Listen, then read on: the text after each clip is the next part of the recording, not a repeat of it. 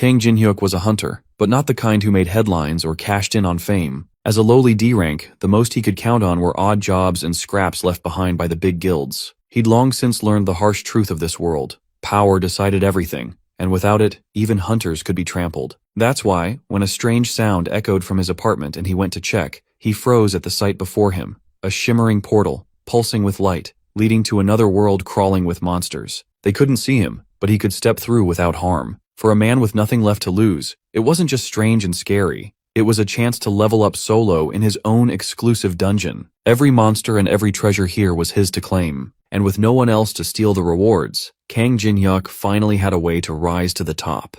With nothing left to lose, he takes a deep breath and steps through the portal, popping out on the first floor of a dungeon maze. He barely has time to look around before a goblin rushes at him from his left. He narrowly evades a stick to his face and dodges back into his attic. The goblin looks around confused and swings at the air. It seems like they really can't see the portal after all, and that means they can't come over to his side either. Now that he knows that, there's no reason to be scared. He equips a baseball bat and jumps back in through the portal to take the goblin head on. He swings the bat into the goblin's cheek, sending the creature flying, before following up with a stab to its chest. With the goblin defeated, he raises his bat and swings it down on its face, defeating it instantly. This was the first time he had ever hunted monsters alone, and since he didn't have to share experience points with anyone else, they were all his for the taking. With the goblin taken out, his level, which hadn't risen in 3 years, went up immediately. The goblin corpse was also his for the taking, and it could get him up to 3 million won if he sold it in the right places. The next day, he takes it to a hunter's market and tries to sell it off to a merchant. The man can tell that he doesn't have a lot of experience in dungeons because the way he handled the goblin significantly reduced the market value.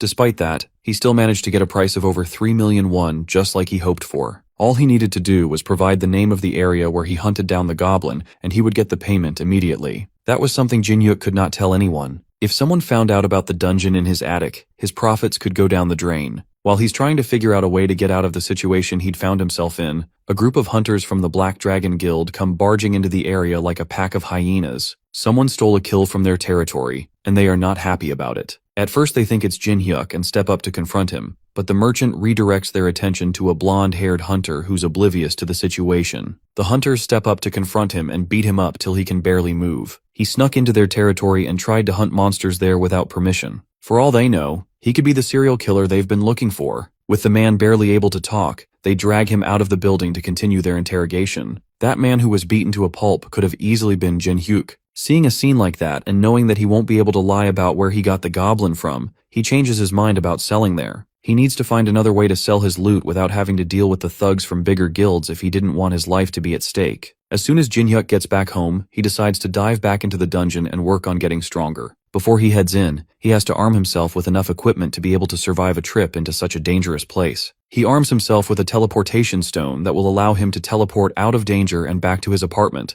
as well as a monster tracking compass that reveals any monsters around him within a 50-meter radius. Armed with that, along with his trusty baseball bat, he steps into the dungeon for a round of leveling up. He goes on a killing spree, with each taking him up by 1 level. True to its name, the Goblin Labyrinth is filled with goblins. For someone with a low level like him, this was the perfect hunting ground to use and grow stronger. After a long day of hunting, his inventory capacity is almost filled to the brim. He has just enough space for 1 more goblin, and since it's the last one, he'd prefer if it was a large one that'd bring in more money. The compass shows a goblin approaching his location, which is perfect timing. All he has to do is hide and ambush it before it sees him. He hides around the corner and waits until just the right moment before swinging his bat right at the goblin's face. Except it isn't a goblin. He just hit a remarkable short man. The man shouts at him in a strange language that he can't understand. Jin-hyuk hurriedly bows to apologize, which seems to calm the man down enough. He pulls out 2 necklaces from a bag and hands one to Jin-hyuk. As soon as he puts it on, he can suddenly understand what the man is saying, and he realizes 2 things. First, this man is very angry at him, which is fair considering that he just smashed a bat into his face. And secondly, this man isn't a man. He's a dwarf, a mythical race that he's only heard about in fantasy novels. The angry dwarf continues to yell at him while he helps to pick up the items that got scattered around. Everything he picked up seemed to be really high quality, but he barely got any time to admire them while being yelled at. The dwarf notices his bat and picks it up. He demands to know where Jin-hyuk got it from, which confuses the young man. There's nothing special about it, but the dwarf seems very determined to know. It's just an ordinary aluminum baseball bat, but the dwarf seems to think it's made up of some kind of highly precious metal named orichalcum. This ordinary bat is so valuable to the dwarf that he believes no amount of money would be able to buy it. He offers Jin-hyuk a trade of some of his rare items in exchange for the bat, and seeing no reason to refuse, he follows the dwarf back to his workshop. The dwarf takes the bat deeper into his workshop while Jin-hyuk looks around the place. He glances at the weapons laid around the workshop and wonders which one he should pick, but the dwarf returns soon after with his new and improved baseball bat. For some reason, it's shining a bright red color and glowing slightly. Jin-hyuk wonders if this is really his bat after all, but the dwarf confirms that that's just one of the traits of orichalcum. It starts out as a soft and weak metal, but then it turns into a strong and durable material the more you enchant it. That word catches his eye. It seems that somehow the dwarf had enchanted his weapon. An enchanted item is a very rare item that only drops from very rare high-level monsters of A grade and above. Just testing out a few swings with the new bat confirms that it feels completely different than he remembers. It's almost impossible to believe that something as strong as this could be artificially created. This dwarf, as well as this whole dungeon, really could be the lucky break that he's been searching for this entire time. He checks the stats in a status menu. The bat is now a legendary baseball bat with S-grade durability and automatic retrieval. His once common aluminum bat has become a rare and legendary item. If he could sell the item, he would make a jackpot, but the bat is already bound to him, so he can't sell it anymore. The dwarf added the automatic retrieval enchantment to the bat, meaning that no one other than him will ever be able to use it. In the end, he can't make any money from it, but it's still a legendary item nonetheless. And even then, there are still other ways to make money. He has an inventory full of goblin corpses that he can sell for a profit. The only problem is there's nowhere to sell them without getting unwanted attention from guilds. The only other option is the hunter industry's black market. They don't ask questions and they deal with corpses efficiently. On top of that, it's really easy to get in touch with them. They always hand out business cards to lower-level hunters who need money, which means he already has a lot of these cards to use. He heads home and uses a card to find the address of one of these black markets. The business card looks incredibly shady, but right now, he doesn't have any other choice. While he's searching around for any sign that this place exists, a man calls down to him from above. His name is Deputy Cho Hyung-il, and he invites Jin-hyuk to his office to meet their boss. He meets with Lee Jun-chul, who's a loan shark, currently disguised as a loan agent, who also trades monster corpses on the black market. They ask to inspect the corpses first before discussing payment, and Jin-hyuk brings them out to show. The two are shocked by the number of corpses Jin-hyuk brings out from his inventory. Despite the fact that Jin-hyuk is clearly just a newbie, he managed to get up to 20 goblin corpses. They are all in incredible condition too. The heads are bashed up from baseball bat injuries, but other than that, they look perfect. So perfect, in fact, that Deputy Cho can't hide how excited he is to receive them. The three men negotiate prices, but are interrupted by black market merchants running in to announce that a monster had shown up in the area. There's a rare chance that a monster's corpse can attract monsters, and it seems laying out 20 fresh goblin corpses on the ground was more than enough to send out a beacon to monsters. What's worse, the monsters that had appeared were two orcs, which were way out of Jin-hyuk's league at the moment. At this rate, the only thing he can do to save himself would be to take the monster corpses and escape as fast as he can. However, it was already too late. The first monster had made it to them and looked ready to tear them apart. Since Jin-hyuk was the only hunter around, he was the only person strong enough to take them on. That doesn't mean he could take them on though, and the orc charges at him with its battle axe. He dodges the first swing, but the second swing comes down straight for his head. At such a close distance, there was no way for him to avoid it. It seemed like this was the end for him, and he was about to die pathetically. That's until his newly enchanted bat summons itself from his inventory and blocks the attack just before it can connect. The parry was so strong, it sent the orc flying back for a second. This seems to be another one of its enchantments, the presence detection effect. If that was the case with this new bat of his, then he just might stand a chance. The orc charges in again, but Jin-hyuk is more confident and ready this time. He grips the bat and aims downward, right at the orc's knee, causing it to lose balance.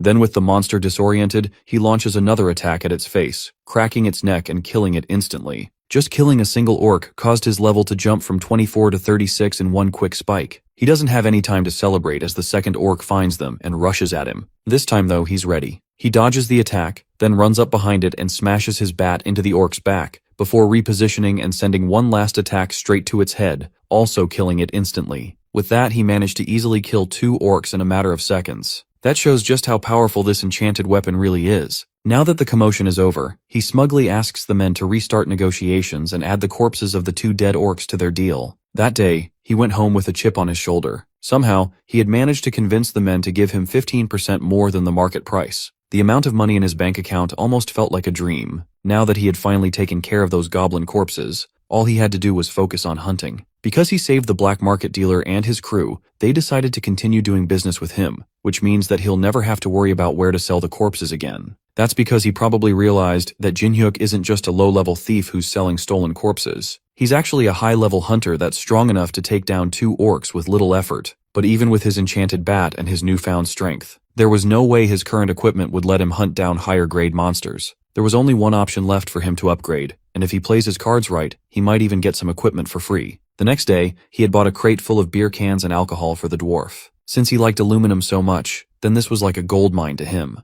The dwarf can't believe that everything in the crate was filled with aurichalacum. He tried the beer, but spat it out immediately. The taste was horrible. To calm him down from another shouting match, Jinhyuk passed him some soju instead. This one is different, and the taste is enough to satisfy the dwarf for now, but it's not enough. There could be something more to give it the kick he's looking for. Since the opportunity had come up, the dwarf made a request to Jinhyuk. He needs to have something mined out for him. He sends Jinhyuk on a quest to mine out some mithril ore. But what does ore have to do with alcohol? Well, Jinhyuk wanted some free gear, so it's not like he had any choice of what he had to do to get it. If this was the best way to get the gear, then so be it. He journeyed further into the labyrinth and emerged at a clearing in a forest. This place is much larger than he thought. A system menu pops up in front of him, telling him that he had made it to the 2nd level of the labyrinth. Now he had the opportunity to record his location as a warp point. He had no idea what a warp point was, but he accepted the option regardless. That causes a gate to open up in front of him. This portal allows him to travel between the 1st and 2nd floors easily, just like a video game. With that setup, he journeyed deeper into the labyrinth to find the mithril ore he's been sent to get. The 2nd floor was called Dogs and Skeletons, and just like the 1st floor with goblins, this floor was filled with wild monster dogs jumping out at him. These dogs were way weaker than the orcs he fought just a few days ago, meaning that they were all free experience points for him. He readies his bat and charges headfirst into a pack of dogs aiming for him. By the end of the fight, he had killed 25 orcs and gathered their corpses. Going by the market value, these corpses should net him a nice 200 million won. But he can't let the excitement of all the money get to his head. He still had a mission to mine some mithril ore. He journeys deeper into a dungeon and gets confronted by skeletons. This floor was called Dogs and Skeletons after all, and skeletons are an annoying set of monsters. Their bodies can't be sold for money, and the only way to defeat them is to break their core. That makes this fight all the more painful to sit through, especially since there are a lot of them coming at him. But with his current skills and level, there was no way he wouldn't be able to take them out. By the end of the fight, he's tired and realizes that the dwarf probably sent him here because he didn't want to have to deal with these annoying monsters himself. Still, there's one good thing to come out of this. Killing these skeletons had raised his level to 100, which means that he'll now be able to change classes. His class will be automatically chosen based on his previous actions. With how much fighting he had been doing recently, he would definitely become some sort of berserker or a warrior. Instead, the system deems him to be a cleric. He carries on and manages to gather the mithril ore that the dwarf wanted. That's surprising since the dwarf didn't expect Jinhyuk to make it out of that experience alive. He may be alive, but he's exhausted from all the fighting he had to go through. Well, even with that, it's not like he came out from the encounter completely empty-handed. He managed to swipe some mithril ore for himself since it looked expensive, then he gave the rest to the dwarf. Since he managed to get the ore, the dwarf agrees to use some of it to make anything he wants. Since he already has a great weapon, the next thing he needed was some kind of armor to withstand heavy attacks from monsters, preferably something lightweight that should be easy to hide. The dwarf agrees and gets to work immediately. The process takes much longer than Jinhyuk can wait for, so he goes back home to take a nap for a few hours. He wakes up, half a dozen hours later, and goes back to the workshop to check on the dwarf's progress. By then, he's done making the armor, and he seems satisfied with it. It's mithril chainmail armor that should easily fit under his shirt and hoodie. He tries it on, and without warning, the dwarf attacks him with a hammer to his chest. There's no better way to explain something than with an explanation after all. That attack would normally have broken his ribs at least, but thanks to the armor, he barely felt anything. With armor as strong as this, as well as his legendary baseball bat, his combat abilities had skyrocketed. Meeting this dwarf was definitely the stroke of luck he needed to turn his life around. That's not all he had prepared, however. Next, the dwarf brings a large barrel to give him. It's the soju he had brought earlier. Jinhyuk goes back to his apartment and tries it out for himself. The dwarf was right. Just storing the soju in a barrel made out of mithril ore turned the soju into an entirely different drink. Something this amazing gave him a great idea. He calls the black market dealer again and promises him another deal. This time he's selling kobold corpses and fine quality liquor. At another part of town, the Titan Guild have just concluded their training by some newly opened gates. They should be done, but a sudden new wave of lizard men flood through the gates. It seems like it's an anomaly gate, and 3 times more enemies pour out than they have just defeated. One of the guild members suggests calling for help from another guild, but Ndoyen, the deputy guild master, can't let his pride go by calling others for help. He urges his subordinates to hold their ground and fight. Jin-hyuk, on the other hand, is not having nearly as hard of a time. He just officially got his class registered as a cleric, and on top of that, he was promoted from D rank to C rank. Clerics are a rare class of healers, and it's well known that top guilds usually seek them out. That means he might now be able to be recruited by a guild. Suddenly, a bloodied and beaten-up hunter barges through the doors looking for a cleric. Jin-hyuk raises his hand and volunteers as a cleric, and the man takes him back to the site where the Titan Guild members are taking in the hordes of lizard men. He's told to stand in the back line and heal as many people as he can with the other clerics. He wants to help in other ways, but the guild member assures him that all he has to do is stand in the back and heal them,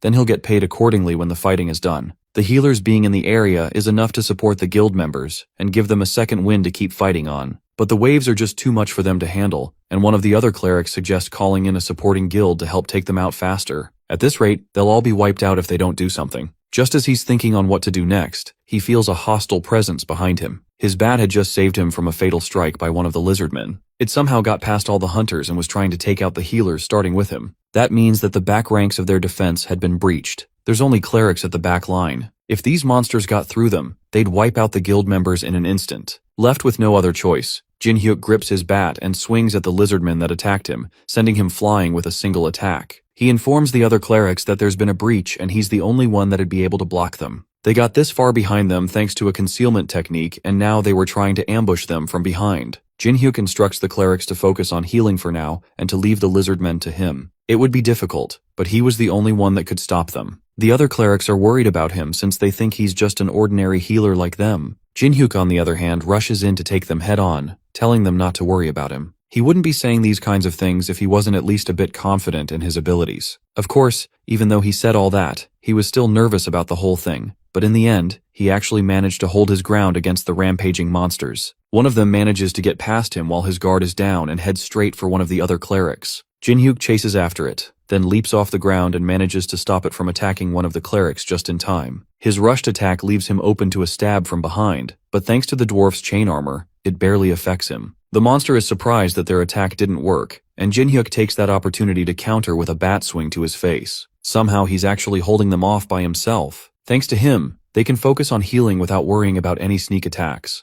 But that's not the only thing going in their favor. The lizard men freeze as a new fighter enters the battle. Suddenly, a strong man joins in and takes out one of the monsters with a single hit. This newcomer is Seo Sang-ho, the guild master of the Titan Guild. He acknowledges Jin-hyuk and asks if he was the one that took out all the monsters in the area. The C-rank hunter admits that he was the one who took out the monsters, but he's more confused about who this new powerful man was. The clerics are surprised that he doesn't know the S-rank hunter Sang-ho. He's so powerful that thanks to him being there, it looked like the battle was about to come to an end. With no time to waste, he rushes off to join his subordinates in battle, but not before promising to properly reward Jin-hyuk for his assistance later. Just at a glance, it's obvious to anyone including Jin-hyuk that S-rank hunters were in an entire league of their own. When he's around, he becomes the real monster in the battle. He lands right in the middle of the fight and his presence immediately lightens everyone's spirits. All except Ndoyen, who seems annoyed that the guildmaster showed up. There was nothing wrong with a fellow guild member coming in to give support, but Ndoyen's pride wouldn't let him accept that. Sang-ho immediately takes charge of the situation. He passes orders across to the fighting hunters and immediately commands the attention of everyone around him. With that done, he doesn't wait for the guild members to clear the area and launches a powerful attack on the ground, which creates a shockwave that sends all the lizard men flying. His one single strike was enough to take out a lot of them in a single stroke. In a matter of minutes, with Sang-ho's help, all the monsters are easily taken out. Now that he was sure that his guild members were safe, he takes Ndoyen by the jacket to reprimand him. What was he thinking when he decided to put his life and the lives of his subordinates at risk by taking on the monsters alone? He claims that he just wanted to protect the guild's reputation, but Sang-ho knows the truth is that Ndoyen just wanted to protect his own pride. The two have a short stare-off until one of the guild members reminds him that he needs to dismiss the clerics that helped to clear the scene. The guild master calms himself down and goes over to address the hunters and thank them personally. Especially Jin-hyuk, who is the main reason so many people made it out alive today. As a token of gratitude, he offers to allow him to enter the guild immediately without having to go through a registration process. That's something that Ndoyen cannot accept. He quickly comes in to put down Jin-hyuk as a mere D rank that only got lucky. Sang-ho, on the other hand, does not hesitate to remind him that this mere former D rank saved so many lives that would have been lost if it wasn't for his stubbornness. Then he forces Ndoyen to apologize to Jin-hyuk, which is already a big blow to the deputy guildmaster's pride. Even with that, Jin-hyuk respectfully declines the offer. He doesn't want to be part of any guild that allows people like Ndoyen to have any type of authority. That's the last straw. Ndoyen rushes at him with an enhanced punch, but a defensive bat straight to his stomach is enough to stop him in his tracks. The hit is enough to knock Ndoyen out cold immediately. The occasion is such a noticeable moment that it appears in a news article by the next day. The higher-ups of the Titan Guild can't stand what happened to Ndoyen. Not only was he publicly embarrassed by a mere C rank, he was also demoted from his authority as a deputy guildmaster. They demand that the C rank appears before them to explain himself. Sang-ho, on the other hand, doesn't agree with that. Not only did Ndoyen risk the lives of multiple guild members for the sake of his pride, he also attempted to attack someone who fought for their guild. That's more than enough reason for him to be demoted. That manages to shut down the people gathered. With nothing else to say to the men, he sends them on their way. The guildmaster's mind wanders back to the extraordinary C rank that he saw the other day. Before he grows any stronger, he has to get Kang Jin-hyuk to join his guild no matter what. The man in question lounges lazily in his apartment enjoying a drink while looking through his expenses. Since he made a lot of money from hunting, he had spent more than he usually would, which put the expenses at an absurd high. If he knew things were going to turn out this way, then he would have accepted the extra pay that the Titan Guild was offering him. At the end of the day, though, it doesn't matter since he has a much better way to earn money. After some much-needed relaxation, he heads back into the dungeon to collect more monster corpses. Hunting the same old monsters isn't enough for him anymore. Now that he had gotten stronger, he was going to need some stronger opponents. He walked deeper into the second floor than he usually would, and found himself facing off against a small army of orcs. One of them tries to attack him from behind, but he successfully sidesteps the attack before retaliating with an attack of his own. The hit defeats the orc immediately right as several others swarm around him through the hall. Just a few days ago, he would have been dead on the spot, but thanks to his new equipment, he's able to defeat all of them with ease. By the end, he counts up a total of 20 orc corpses, which should net him enough money to not have to worry about anything for a whole year. Since he still had a lot of stamina left, he decides to head a little deeper into the dungeon and finds himself entering the third floor named as the Temple Guardian's Labyrinth. At first glance, there don't seem to be any monsters in the area, but the sense of calm is almost immediately broken by a large tremor shaking the ground. A giant hand bursts out from beneath him, and Jin-hyuk only barely manages to move out of the way. The hand belongs to a stone golem, which is an artificial monster built from mana. Its attacks are too fast for him to dodge, and they are so powerful that even when he blocks it, he still gets pushed back by a large amount. That leaves him with very little option but to try his best and fight back. The golem seems to be incredibly strong, but it lacks the intelligence to make use of that strength. Jin-hyuk takes advantage of this and manages to land an attack on its head, shattering it to pieces and causing the creature to fall. But it doesn't take much time for it to start reforming once again. Jin-hyuk forgot a crucial point of the golems. It can only be defeated by completely breaking its core. Realizing this, he tries to dodge back and create some distance to re-strategize, but the monster manages to regenerate hand fast enough to catch him before he can escape. There weren't many ways he could escape this trap, but then suddenly an arrow flies in and strikes the golem in its chest. Jin-hyuk sees the opportunity and follows up with a sharp jab from his bat, breaking the golem's core and defeating it once and for all. He managed to make it out of that situation alive thanks to the random stranger that saved him with that arrow shot. He turns around to thank his savior, but he's shocked when instead of seeing the dwarf which he expected, he sees a beautiful-looking woman with some strange-looking ears. Those ears mean she's actually an elf. He bows his head and thanks her for saving him, but doesn't notice the elf rushing at him while his head is down. He only gets a second to see her before she grabs him by the collar and pulls him close for an interrogation. She hasn't seen him in this dungeon before. She's curious about who he is and where he came from. The elf clearly isn't from Jin-hyuk's world. She doesn't know where he's from, and his outfit looks unfamiliar to her. She asks him a barrage of questions while he struggles to free himself from her grip. She eventually lets him go after he mentions that he entered the dungeon today. That means that he knows where the dungeon entrance is. She pushes him on the ground and drops her bow. She has finally found a way out of this dungeon. Jin-hyuk stands up and demands to know what's going on with her being needlessly aggressive. The elf ignores him and instead demands that he takes her to the exit. He's not impressed by her just giving him orders out of nowhere. She's really pretty though, so he'll let it slide for now. She mentions that if he successfully guides her out of the dungeon, then she will adequately compensate him. After all, she's a platinum-ranked mercenary, so he can trust her. Her name is Lucia, and she's a half-elf that prides herself on being pretty famous. Surely he had heard of her from somewhere. Jin-hyuk, though, has no idea what she's talking about or who she is. She repeats that she's a platinum-ranked mercenary and shows him her badge, but he still has never seen or heard of any of these things before. Did he come from some kind of rural area? How does he not know what the badge is or who she is? He tells her that he's from Seoul in Korea. It's her turn to be confused by the names he's calling, and she realizes that the crazy mage might have actually succeeded in his dimension-hopping spell. She tells him of her suspicions. In simple words, A mage from her dimension cast a spell on this dungeon that caused it to hop over into his. Something like that doesn't sound possible at all, but it appears that this is exactly what happened. However, since it was a dimensional shift, that means that reversing the magic will allow her to return to her world. Jin-hyuk had felt that something was odd, but it turns out that this dungeon isn't even from this world. If this place returns to its original location, that could be a big problem for him. He asks her if she plans to send the dungeon back right now, but she can't. It would be too difficult to reverse the magic here, but there's a potential location that would be helpful. It's a hidden room on this floor that she found a long while ago while searching for an exit. She asks for his help getting there and promises to reward him for his help in getting there. The conditions don't seem too bad, so he agrees to help her reach the hidden room. They head there and fight a few orcs on the way. Jin-hyuk notices that she's a lot stronger than he thought she'd be. That arrow she fired earlier was also no joke. Fighting her here would be a disadvantage for him. His safest bet would be to cooperate with her and continue to assess the situation.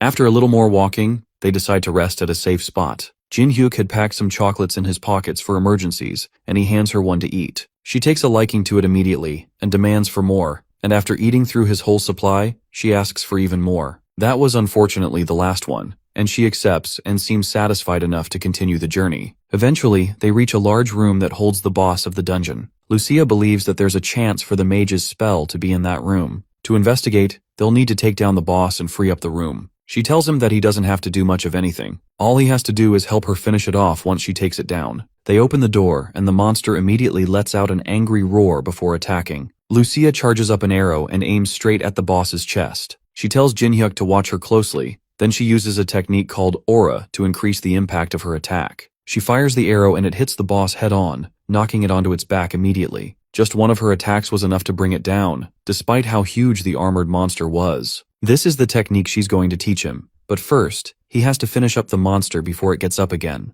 Just like with the golems, he has to aim for the core to take it out. He jumps onto the fallen creature's chest and bashes his bat right into where he believes the core should be. One hit doesn't seem to be enough to bring it down though, and a large fist rushes at him from the side. He narrowly blocks it with one of his cleric skills, the Holy Shield. Then he uses his momentum to push himself back onto its chest. If one hit isn't enough to bring it down, then he'll just keep bashing it until it stops moving. Eventually, he busts the core open and the creature is finally defeated. He levels up again, almost reaching 200 at this point. Now that the creature is defeated, he returns to Lucia and asks her to teach him how to use aura, but he already used aura. His Holy Shield skill transformed his Holy Cleric power into aura. To him it was just a class skill, but she doesn't know what that is. Besides that, if he can use skills like that, then it seems he will be able to learn how to use aura faster than she thought. Since he has the potential to wield it well, that means that he might even be able to start enhancing his attacks with aura right away. But first, there's a condition. She sends him back to get more chocolates for her. Back in the city, Sang-ho walks alongside his secretary Lee Hyena and discusses a new anomaly that appeared near Gangnam Station. It was detected yesterday, meaning that they have about 5 days to prepare before a powerful monster appears there. No matter how Sang-ho pictures it, there's no way his guild is going to be able to take it on by themselves. However, all the other major guilds have been dispatched overseas, meaning that the Titan Guild is the only one left in Korea to fight. Hyena will continue searching for capable hunters who are freelancing locally, but none of them seem reliable. Sang-ho, however, already has his sights set on someone else. In fact, coincidentally, that person just happened to be crossing the other side of the street. He excuses himself from his conversation with his secretary and chases after Jin-hyuk. He's carrying home a large box of snacks that the elf asked him to get when the guildmaster's voice catches his attention. He offers his proposal to join Titan Guild once more, but Jin-hyuk doesn't have any plans of changing his mind. In that case, Sang-ho offers Jin-hyuk a job as a mercenary. That way he can still work for the guild, but he won't be a part of it. The rewards are also substantial. That sounds more interesting, but Jin-hyuk promises to only think about it. He returns to the dungeon and presents the snacks to the elf. She happily eats them all, and it's obvious that they don't have this kind of food in her world. After her hearty meal, Jin-hyuk asks her why she's eating down in the basement when they have already defeated the boss monster. She points up at a magic circle on the ceiling and tells him that it connects the dungeon to the world he lives in. Because of it, she'll be staying down there for the time being to study it. So if he wants to learn more about aura, he's going to need to bring her more chocolates. Now that she is done eating, she takes his hand to teach him how to use aura. Firstly, she'll have to pour her aura into his body to show him what it feels like. Jin-hyuk immediately feels the power flowing into him. Lucia also notices the spike of power in his body after she poured in her aura. He seems to have more talent for it than she originally expected.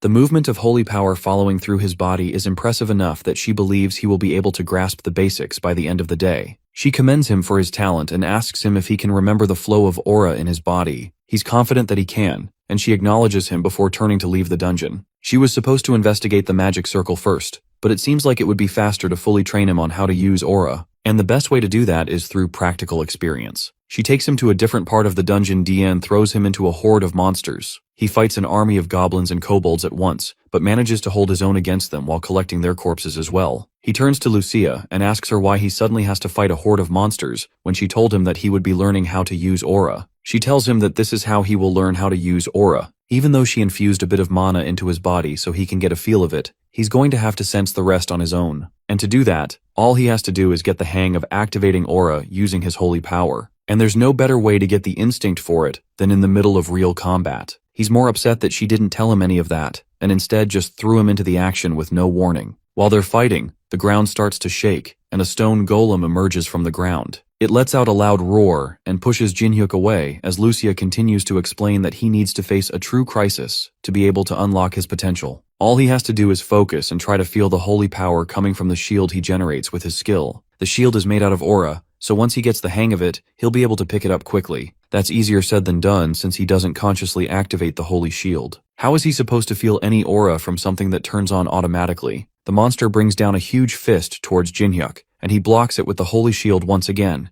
but this time, he feels something. It's some kind of energy gathering around his left hand, which was the hand that's activating the skill. This must be what holy power feels like. The monster pills back and attacks again, and Jinhyuk summons his holy shield again. Except this time, it has a different shape than what he remembers. The sensation of summoning the shield is also different. This must be mana. The golem doesn't give him time to figure all this out and smashes down on the shield, sending Jinhyuk flying back. Lucia mocks him from her podium. She told him to get the hang of his skill, not to make foolish mistakes. He was just doing what she told him to, though. As he prepares for another attack, a status window appears in front of him. He has acquired a new skill called Holy Power Application. This skill allows him to use holy power, and to use the energy to enhance his attack and defense based on how much holy power is used. This means that there are ways to gain skills beyond getting a job change. Lucia notices him spacing out and decides to take matters into her own hands. It seems that facing a golem while learning aura was too much for him, so she offers to take care of it from there. Jinhyuk, on the other hand, quickly recovers himself and tells her to stand down. Now that he has a grasp over his new powers, he should be able to take care of everything. He charges at the golem, then leaps off the ground, narrowly dodging another stone fist aiming right at him. Then while in the air, he focuses his mana into the bat,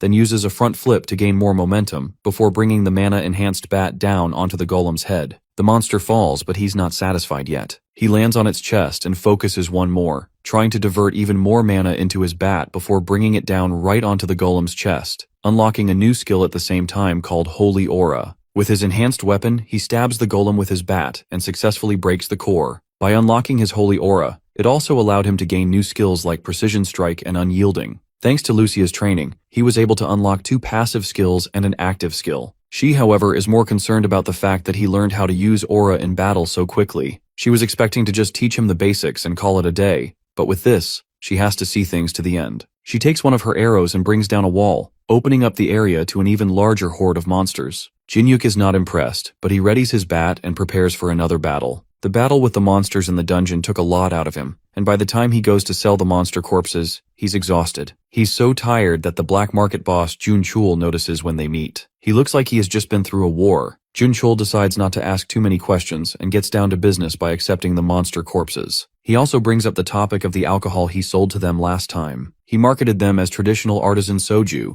and since it went on the market, orders have been flooding in. With how popular the drink became in such a short time, he could focus on selling liquor and never have to worry about money again. With enough money to last him for the rest of his life and a small business set up already, Jinhyuk heads home to rest. His training with Lucia has left him immensely tired, and only seconds after laying down in bed, he passes out immediately. Not long after, he's woken up by the sound of a disaster alert. A loud automated voice urges everyone on the street to evacuate and get to safety. Today is already the day of the monster invasion. It seems to have come early this month. Monster invasions usually happen randomly, but there is a certain invasion that happens after a set period of 1 month. This invasion is pretty common, and usually Jinhyuk would use this opportunity to catch some low-level monsters for some loose change. This time though, he's too tired to care. The large guilds will take care of them anyway, so he shouldn't have to move a finger. At least that was the plan until a notification came in on his phone informing him that due to the urgency of the invasion, the rewards for monsters would be tripled. With triple the rewards up for grabs, Jin-hyuk can't ignore the invasion anymore. He steps out onto the street to see what if he can take some down and cash in.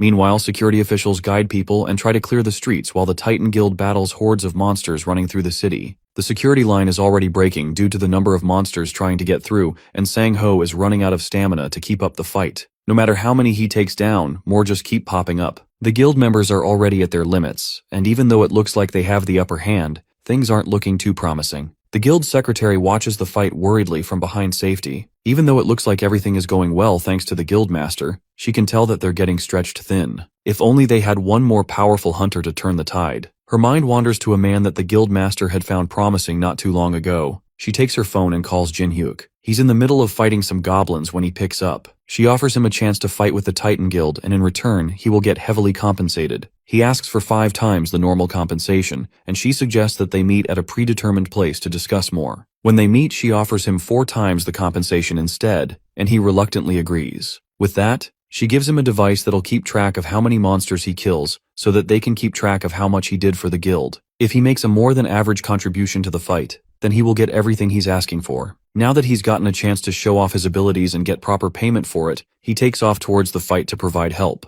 Hyena watches him leave reluctantly and wonders if he will live up to the expectations that Sang-ho has of him. He was once able to take down Indoyen by pure luck, but his skills are still uncertain. He arrives on the battlefield and immediately goes after a rampaging ogre which shocks the entire crowd. He manages to kill it in one quick strike, which makes everyone else think that he has to be at least an A-rank hunter. A rank is close, but Jin-hyuk believes that with his current abilities, he has to be stronger than an A rank. He takes a moment to drink a mana potion and recharge. Thanks to Lucia's intense training, he has managed to reach level 200. Normally he wouldn't be able to face an ogre, but as long as his mana doesn't run out, he should be able to keep up with an S-rank hunter. And right now he has over 1500 mana potions, which means that all the monsters around him right now were nothing but money makers. Elsewhere, Indoyen takes down monsters alongside his guild members. He notices that the monsters are dramatically decreasing and turns to see a group watching someone take down monsters with ease. He checks on them himself and sees the one person he hates the most right now. He yells orders to the stunned hunters and tells them to stop daydreaming and go back to fighting monsters. Why was this guy here and who invited him? Just seeing Jin-hyuk reminds him of their last encounter and how his embarrassing moment was broadcast all over the news. That last time must have been due to lots of luck. This time, since he's alone, there'd be no problem taking him out and putting him in his place. With that in mind, he rushes towards Jin-hyuk in hopes of fixing his nasty habit of being at the worst place at the wrong time.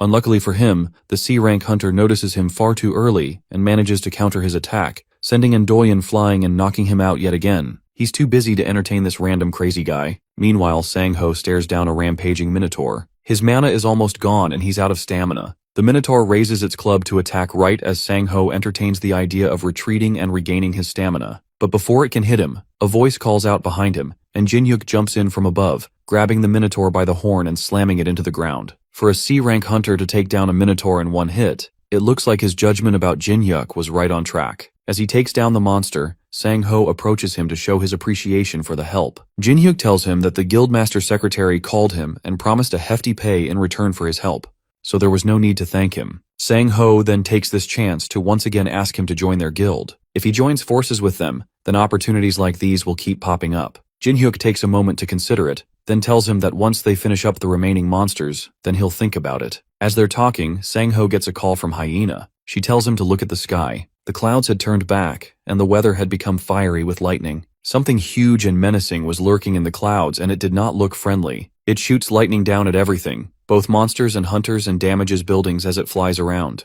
It's so high in the sky that there's no way their skills will be able to reach it. That means that there could be no way to attack it. Sang-ho suggests going back to his guild to assess the situation and invites Jin-hyuk to join him. He reluctantly agrees, and together they meet back at his office. From there, they run different tests and see that nothing they've done so far has been able to affect it or defend against its attacks. Everything they've done so far to stop it has been nullified or destroyed. They need to find something with a huge amount of firepower that can also destroy things from a long range. Lucia immediately comes to mind, and he realizes that there might be a way to bring it down after all. As Jin-hyuk leaves to get Lucia, the executives of the Titan Guild come together to talk about how much favoritism Sang-ho is giving to a C-ranker. The other guild members try to think of other ways to bring the monster down without relying on Jin-hyuk, but there's just no other choice in the matter. All other methods are guaranteed to fail, so the only option left is to trust in the only hunter with an idea. They could call another guild named Gadia, which is a large guild filled with A ranks and higher mages.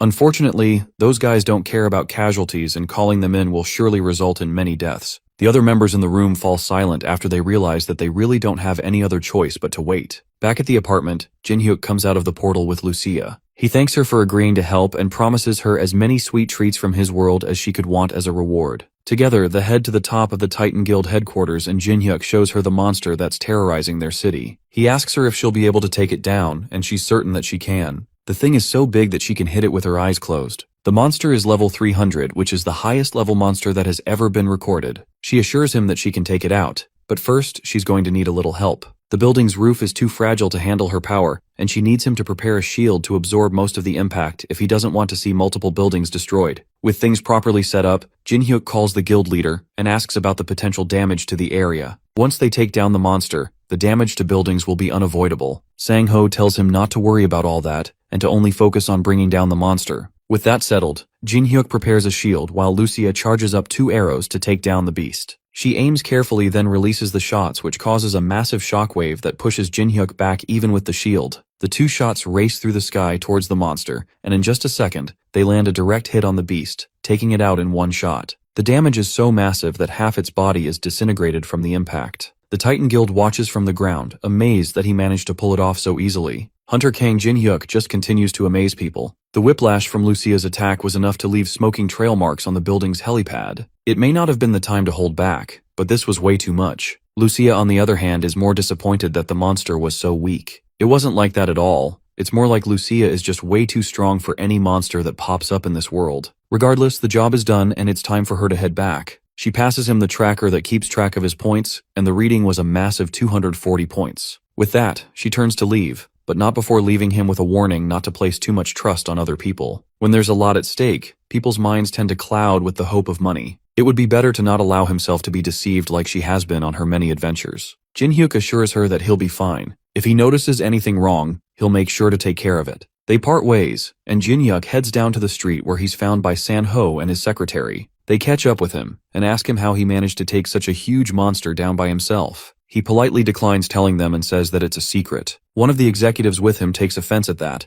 and doesn't believe that a mere C rank can take down such a huge beast. But Jin-hyuk shows them the monster tracker, which has a massive amount of points, showing that he really was the one who brought it down. Sang-ho stops him there and apologizes to Jin-hyuk for the outburst. The executive watches them in anger. It seems that Sang-ho loves to side with a C rank more than his own guild members. In that case, it is time to find a change, because Sang-ho keeps standing in the way of the guild's future. He takes out his phone and places a call to an unknown number. By the next day, the rumor had spread all over the city that the giant monster was taken down by an ordinary C rank. The members of the Titan Guild don't believe it, but it's not that hard to verify. Word had even gotten around that the guildmaster personally offered him a direct entry into the Titan Guild, but he turned it down. He must be really confident in his skills to turn down such a huge offer from Sang-ho himself. The rumors had even managed to reach members of the Altron Guild, who had also received information that An Do-yoon had been hospitalized after the events of the monster invasion. He was known for his impressive skills, but information reveals that he was taken down by the rumored C-rank hunter. If that is true, then the rumors had some truth to them. The Altron Guild scouts decide to meet with Jin-hyuk themselves and verify the information. He might have unlocked a hidden class, which was exceptionally rare for hunters to do. If that's the case, they had to recruit him into their guild first before another guild took him, or they would eliminate him. Jin-hyuk, on the other hand, slept soundly after the battle. He had used up all of his stamina during the fight and passed out as soon as he got the chance. He woke up after 2 days of dead sleep and realized that this was the backlash from overusing his stamina. He walks out into his living room and finds that Lucia had made a huge mess with all the snacks that he bought her. She had managed to eat everything in just 2 days. She had no choice though, since there was no food left in the fridge, and all he had available to eat were those snacks. She also couldn't go back to the dungeon since he hadn't opened the portal for her. That confuses Jin-hyuk since he has never needed to open it before. It's always open as far as he knows. He goes to his attic to show her that the portal was open even right then. That didn't make sense to her since just a moment ago, there was nothing there. She tells him to step away from the door, then reopens it, and sure enough, there's nothing there now that he has stepped back. Jin-hyuk has no idea what's going on since he has only ever seen the dungeon open.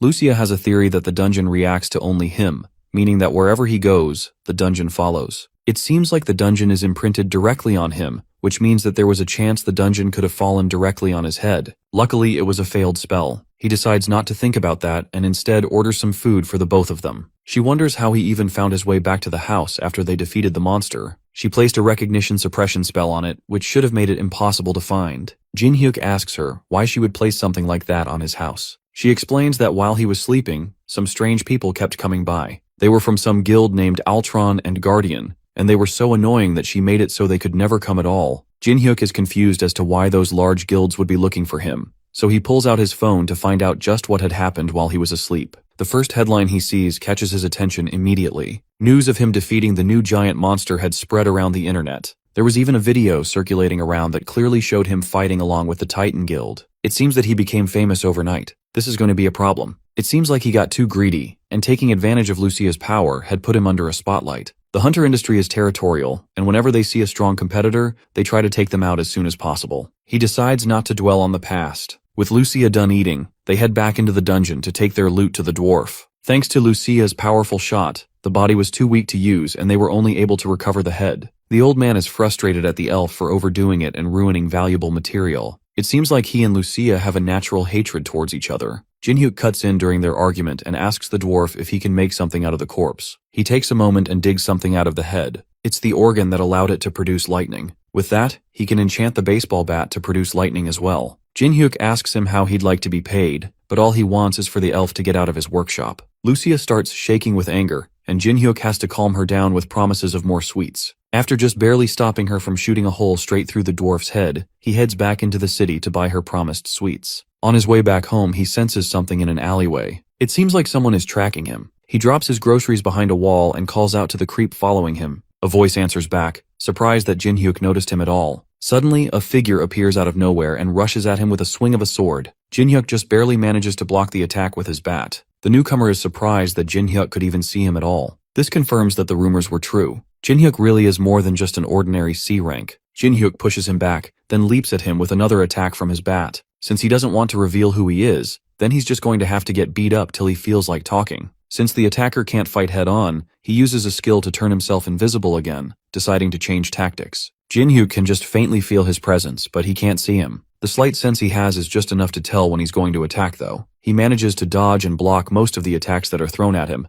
but at this rate, things won't go well for him for much longer. If he had his usual bat, he could track him more easily, but the old dwarf is working on it, meaning he had to switch to a regular aluminum bat instead. He can't stay here for much longer. With no other means of fighting, Jin-hyuk makes a run for it, but not before the hooded attacker attaches a tracking device to his shirt. Jin-hyuk makes his way to a crowded area to hide, but the attacker's tracking device allows him to continue monitoring wherever he goes. The trail leads to a bathroom in a department store, and he follows it in, camouflaging himself in the meantime. He stops in front of the stall that the tracker led him to and kicks it open, prepared to attack, except there's nothing there but the tracker stuck to the wall. It was a trap. He realized that much too late as Jin-hyuk rushes behind him with his bat-raised tie swing. In this confined space, disappearing won't save him. He just barely evades the attack and counters with a knife swing to Jin-hyuk's face. That is easily dodged, and the hunter grabs the attacker's hand before slamming him into the ground. With nowhere left to run and the wind knocked out of him, Jin-hyuk raises his bat and prepares to swing one last time, and prepares to smash his head in if he doesn't tell Spill who sent him on this chase. Meanwhile, outside, a boy wants to use the toilets. There's a sign forbidding entry, but he just can't hold it anymore. His dad reluctantly lets him run right as the assassin is about to confess. That's all the opportunity that he needs. The assassin charges up a fireball and sends it straight at Jin-hyuk and the child, forcing him to put up a shield and save them both. The assassin uses the smoke as an escape to run while he still can. The higher-ups only told him to get some information from him. He didn't expect things to be this troublesome. As he tries to run, an object stabs right through his chest, killing him instantly. Jin-hyuk stands behind him trying to catch his breath. It seems like he used too much force and accidentally killed him. As he's lamenting the situation, a status window pops up in front of him. It acknowledges the murder but labels it as self-defense. Because of this, the villain trait will not be given, and instead, a hidden job change has become available. After the nasty restroom scuffle with the mysterious criminal, Kang Jin-hyuk found himself posted up outside the crime scene, still reeling from what happened. As far as he knew, when a hunter kills a person, they should receive the infamous title of villain. Furthermore, clerics like him would suffer a penalty wherein their skills are sealed. He really thought it was over for him. Without his cleric job, his combat strength would be significantly diminished. But killing that bastard surprisingly triggered a class change. Two detectives approached the shaken young man to get his statement as to what happened in the restroom. The lead detective, Jo Kyung-yeon, from the Hunter Affairs Division, showed his badge and politely asked for Jin Hyok's cooperation on the sensitive matter. They identified the magician hunter who attacked the young man. Jin Hyok gave the detectives the truth. When the magician found himself in danger, he used magic with the intent to kill. He used fire magic with full awareness that a child would get caught in the blast. Jin Hyok worries that the child might be hurt in any way, but the detectives assured him that the kid only got minor burns, nothing serious. The kid and his father even extended their heartfelt thanks to Jin Hyok for coming in clutch. He was just relieved that the kid didn't sustain a major injury. The detectives acknowledged that the kid remained unharmed thanks to Jin Hyok's quick and proper response. Thanks to his valiant efforts to neutralize a criminal, there should not be any issue with the case being legally recognized as self-defense. He could even return home right after the investigation wrap-up. To be honest, Jin Hyok was expecting more trouble, but thankfully, the authorities were reasonable. Detective Joe inferred that the young man's prior actions played a part, and the laws applied to hunters have always been a little different. But there was another reason why they were being light on the young man. It was the fact that he did not receive the villain title even after killing someone. The said title only appears when someone deliberately commits murder. It does not rear its ugly head when the killing is done in self-defense. It's an open secret to hunters at this point. If Jin Hyok could keep what he heard to himself, there wouldn't be any need to be hassled by a legal trial. If he does choose to reveal any information regarding the incident to others, it would put the whole Hunter Affairs Division in a difficult position. Naturally, Jin Hyok knew to keep his mouth shut. However, from the division's perspective, trust can only go so far, and it carries some risks. Just to be sure, Detective Joe handed the young man a recorder just for safety measures. From now on, he would be required to keep the device on him at all times. To put it bluntly, the monitoring device would get triggered if it picked up on 3 taboo words. As soon as it hears the words murder, villain, and self-defense, a signal would be sent to the authorities. As long as the young man keeps his mouth shut about the entire matter without speaking those taboo words, there should be no problems. Detective Joe urged Jin Hyok to go home and rest to wipe the shock from his system while the big boys cleaned up all the mess. Jin Hyok thanked the detectives and went on his way home with a sullen expression. As soon as he walked away, the detectives gossiped about the young man rumored to be the one who captured the rumored new type of monster. Even an amateur could plainly see that Jin Hyok was not a C-rank hunter at all. He managed to block a full-powered flamestorm without taking any damage while protecting a child. The high-level magician hunter criminal wasn't someone that anyone could just defeat. At this point, Jin Hyok's mysterious capabilities are more than just exaggerated rumors. What the division was sure of was that Kang Jin Hyok must have power far beyond a normal C-rank. The detectives could only hope that he stayed clean of unnecessary trouble to cultivate mutual trust. Finally, alone, Jin Hyok checked on his new class, the Inquisitor. It was a hidden class without any publicly available records available. He was hoping to acquire something like this someday, but he didn't expect to get it so soon. Rather than drooling over the skill descriptions boringly, he would rather test his new class out through actual combat. He let a goblin get close enough to take a swing against him. He was practicing the skill that replaced his healing capabilities and turned it into something called hard skin. With this specialized skin, damage taken from enemy attacks would be greatly reduced. He also got a new status resistance skill, making him less susceptible to poison, sleep, stun, and many more status effects. Pleased by his haul, Jin Hyok raised his fist against the goblin in front of him. Now he understands why people use the term transformation. While his existing skill effects remain, they have changed to be more self-focused instead of supportive. He can no longer use the holy aura, but he gained access to the fighting spirit skill, making his aura more suitable for combat. Going up against goblins with his bare fists just got a whole lot easier. As for his holy shield skill, it was replaced by the defense charge skill, allowing him to charge forward with unstoppable momentum and impenetrable defense. Mowing down hordes of goblins with just his body was a cakewalk. He basically got a protective skill, a charge that increases defense and resistance to every status effect there is. Turning into an Inquisitor had made him a full-on combat tank. After he finished testing out his new combat prowess, he turned his attention to his other new skills. He gained a discernment skill that quantifies karma, giving him a numerical value of a person's morality. Jin Hyok took out his smartphone and opened the front camera to see that the number 64 was displayed on top of his head. It's still a mystery how valuable this skill can be. He had no frame of reference to what constitutes high karma, so he wasn't sure if 64 was good or bad. In addition, he got another skill linked to karma value, the judgment skill. Through this new ability, facing an enemy with a high karma value would boost his stats and additional effects. When facing enemies with 200 or more karma, stats increase by 20%, 50% against 300 karma, and 100% against 500 or more karma. In short, he'll get stronger when fighting against bad guys.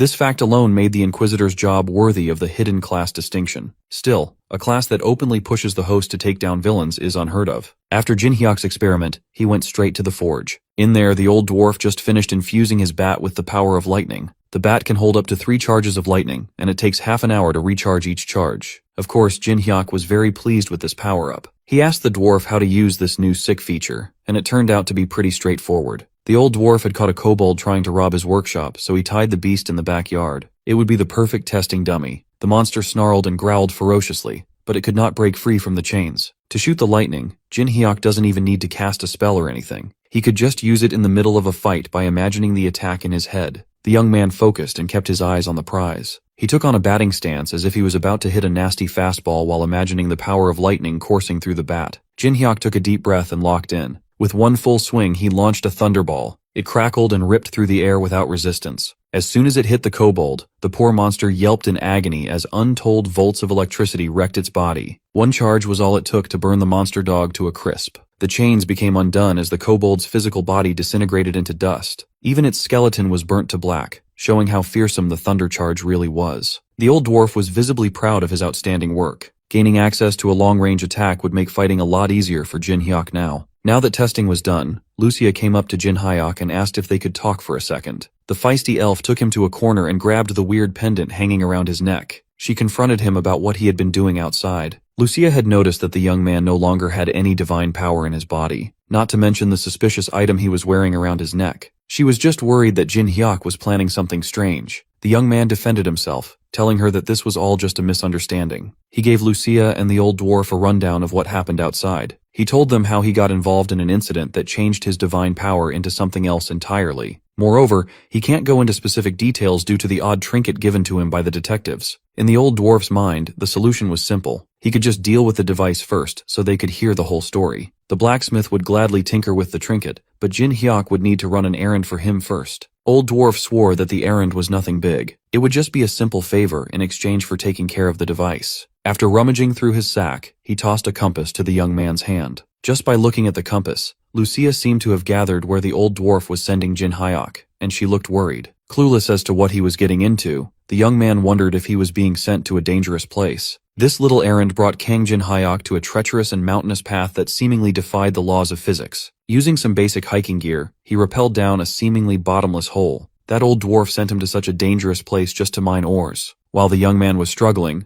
Lucia was just chilling. She even teased him for having a hard time with the descent. She asserted that he must follow her lead and never deviate or go off on his own if he doesn't want to get in trouble. Lucia flexed her acrobatic skills and jumped off the cliff gracefully. Without relying on the safety of a rope, she used her hand to scale down the cliff. Jinhyok just sighed. He can't possibly do what she can do so flawlessly. Lucia ragged on him for being too scared. From her perspective, he was just limiting himself and fearing for no reason at all. Without wasting any more time, the elf dove down the bottomless pit, unperturbed as gravity does the heavy lifting. Jinhyok considered that she might be right. Maybe he was being too much of a wuss, and he should just trust his improved capabilities. So, the young man released his anxious grip on the rope and followed Lucia on a free fall. He might as well try and experiment with his body just this once. Upon reaching the tail end of the descent, he used his hands and legs to halt his fall. Landing without an inkling of injury beside Lucia, Jinhyok finally realized that he was not a normal human anymore. The elf already knew that he had the hardware of a superhuman. He was just limiting himself out of old fears. Taking a break in the middle of the mission, they sat on a steep cliff and talked about what really happened outside. Lucia worried that removing the device might get Jinhyok in trouble, but the old dwarf said that it would be fine, so there must be a way. That blacksmith might be a little grumpy at times, but he's truly talented and trustworthy. Even Lucia, who hated the old dwarf's guts, admitted that the old fart is reliable when it comes to things like this. She's pretty curious about the values of karma that came with Jinhyok's new class. She asked what her karma level was, and Jinhyok answered that she had 82, the highest among the three of them. Jinhyok's at 64, and the old dwarf had 72. Considering the rough life that Lucia had led thus far, her karma being the highest did not surprise her. She had to do everything she could to survive after all. Even so, the difference between her and Jinhyok was a measly 20 points, and he only killed one person so far. Lucia, on the other hand, had long since lost count. Come to think of it, in the world she used to live in, there were saints who could distinguish good from evil with just a glance. Jinhyok asserted that he was far from being a saint, and she agreed. She was just saying that the ability to gauge evil exists in other worlds too. Anyway, Lucia wasn't too interested in looking for a mine for that old fart. She was more interested in thoroughly analyzing the young man's new abilities. When asked why she had such a vested interest in Jin Hyuk's abilities, she playfully answered that she just finds him entertaining. Since staying in an abandoned dungeon won't really give them a solid understanding of karma values, Lucia proposed that they go outside to do some experiments. Jin Hyuk feels bad for halting the mission for the old dwarf, but he also wants to understand his new abilities better first and foremost. As Lucia said, staying in a dungeon with just the two of them won't deepen his understanding, so he fished something out of his pockets. Though he felt a bit sorry for the old man, he brought out a return stone to instantly return to a predetermined location he had assigned in the outside world. Upon crushing the stone in his fingers, a dimensional rift opened up right where the two of them were standing. Lucia was taken aback for a moment before being swallowed up by the portal. Surprisingly, doing this increased Jin Hyuk's karma. A few minutes later, the duo found themselves in the middle of the bustling city street. Lucia got herself a drink while Jin Hyuk worried that her camouflage magic wasn't helping detract attention from them. She already told him that she hid her original appearance using magic to blend into the crowd, but the illusion of her wearing human clothes just made them stand out even more. Every person around them cannot take their eyes away from the beautiful woman sitting with Jin Hyuk. Lucia cheekily insisted that she couldn't conceal her beauty, so camouflage wasn't helping much. As much as Jin Hyuk wanted to disagree, he couldn't. Lucia might be the prettiest woman he had ever seen. Enough with the useless chatter. Lucia wanted to summarize what they know about karma values thus far. Simply put, doing bad things accumulates karma. For example, Jin Hyuk's karma value increased by 1 point due to his failure to keep his promise to the old dwarf. Besides hurting others, karma can increase through other nasty things. On the other hand, if it's consensual harm, like in a self-defense situation, karma values don't go up. They still don't have the baseline of what constitutes high or low karma, but if it's over 200 points, a person is recognized as a villain. Killing someone in the 200 karma value threshold won't get you penalized. It would be considered self-defense instead of murder. The powers that be no longer see them as human. Since even Lucia and the dwarf haven't reached 100 points, you have to be pretty evil to get over 200. Jin Hyuk had been observing people the whole day, and he hadn't even seen an average pedestrian with over 50 points of karma. They're probably wasting their time in a relatively peaceful public place. They need to go to a scummier area to see some real high karma people. Luckily, a place where bad guys gather was easily accessible through the red light district of the city. Lucia was fascinated by the blaring lights in the streets at night. She asked if people weren't afraid of being spotted by monsters or anything like that.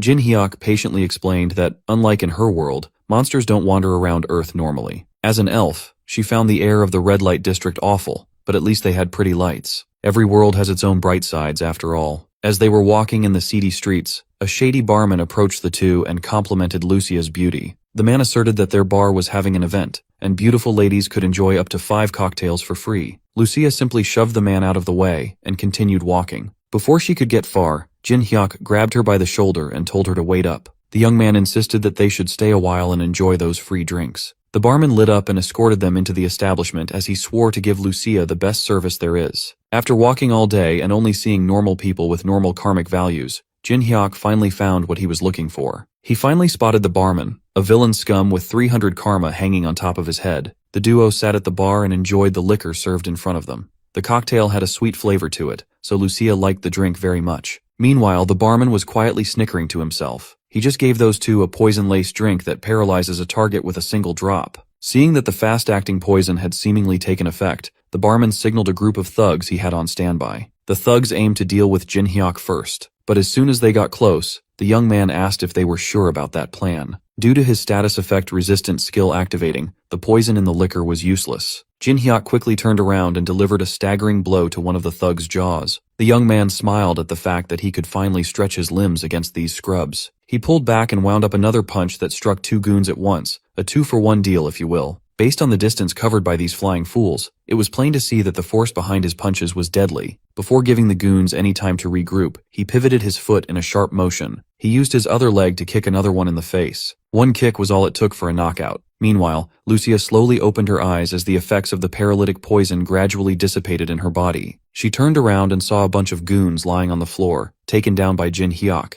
Lucia was confused and asked what was happening. Well, the young man was just cleaning up trash. The barman saw everything unfold and finally called his trump card to take action. Buzzcut took his jacket off, and his muscles bulged through his shirt. He knew that he had to take the young man seriously. Buzzcut dashed with impressive force, and the duo just looked at him apathetically. Jin Hyuk fixed his eyes on the man's hulking figure dashing in his direction. Lucia took another shot of the poisoned cocktail and asked if he needed some help. He declined, knowing that he could take another goon by himself. Buzzcut felt infuriated as the duo talked as if he was a non-factor. He swung his best punch only to get stopped by a perfectly timed grab. No matter how hard he tried to push or move around, he could not make Jin Hyuk budge while holding his fist. That meant that the strange young man must be a hunter. Buzzcut looks and fights like a seasoned hunter too. If that was the case, he should be out there hunting monsters instead of playing with gangsters in a seedy bar. Mr. Buzzcut was not expecting to go up against someone like Jin Hyuk in this little operation of theirs. Knowing that he was no match against the young man, he was already mapping out how he could get out of this dicey situation. That's when our boy tilted his grip ever so slightly and broke the man's fist mercilessly. Buzzcut screamed in agony as he felt multiple bones crack and break at the same time. But Jin Hyuk wasn't done yet. To shut Buzzcut up, he launched a punch squarely into the guy's mouth. Buzzcut flew like a loose kite, his momentum being halted by the bar chairs lined up behind him. With every goon taken care of, the only scum remaining was the frightened barman. Jin Hyuk ran like a wild beast and placed the villain in a chokehold, almost crushing his windpipe with relentless intensity. He lifted the barman, cutting off oxygen while he started his interrogation. Of course, it would not be an effective interrogation if he didn't deliver a few hits first. Jin Hyuk indiscriminately painted the bar walls with the villain's blood. By the time he was satisfied with all the punches, the young man's fists were tainted with the barman's blood. He really did a number on the villain's face, making it almost unrecognizable. Jin Hyuk started the interrogation. It was obvious that this was not the first time the barman pulled something like this, and to run this operation, he must have someone backing him up. The barman vehemently denied that he had any backing or anything like that, but there was no way a worthless thug could get away with repeatedly spiking drinks and abducting women without getting caught. Those hired gangsters must also be affiliated with some bigger power. It's impossible to hire them without some organization's support. Jin Hyuk looked the villain in the eyes and gave him one last chance to talk. Even after being beaten up and threatened, the barman continued to deny any involvement of a backer. Going this far to not snitch must mean that the barman's incredibly loyal, or whoever's behind everything is scarier than the beating he's taking now. To see which one was true, Jin Hyuk had no choice but to get even rougher. He grabbed one of the barman's feet and started pulling.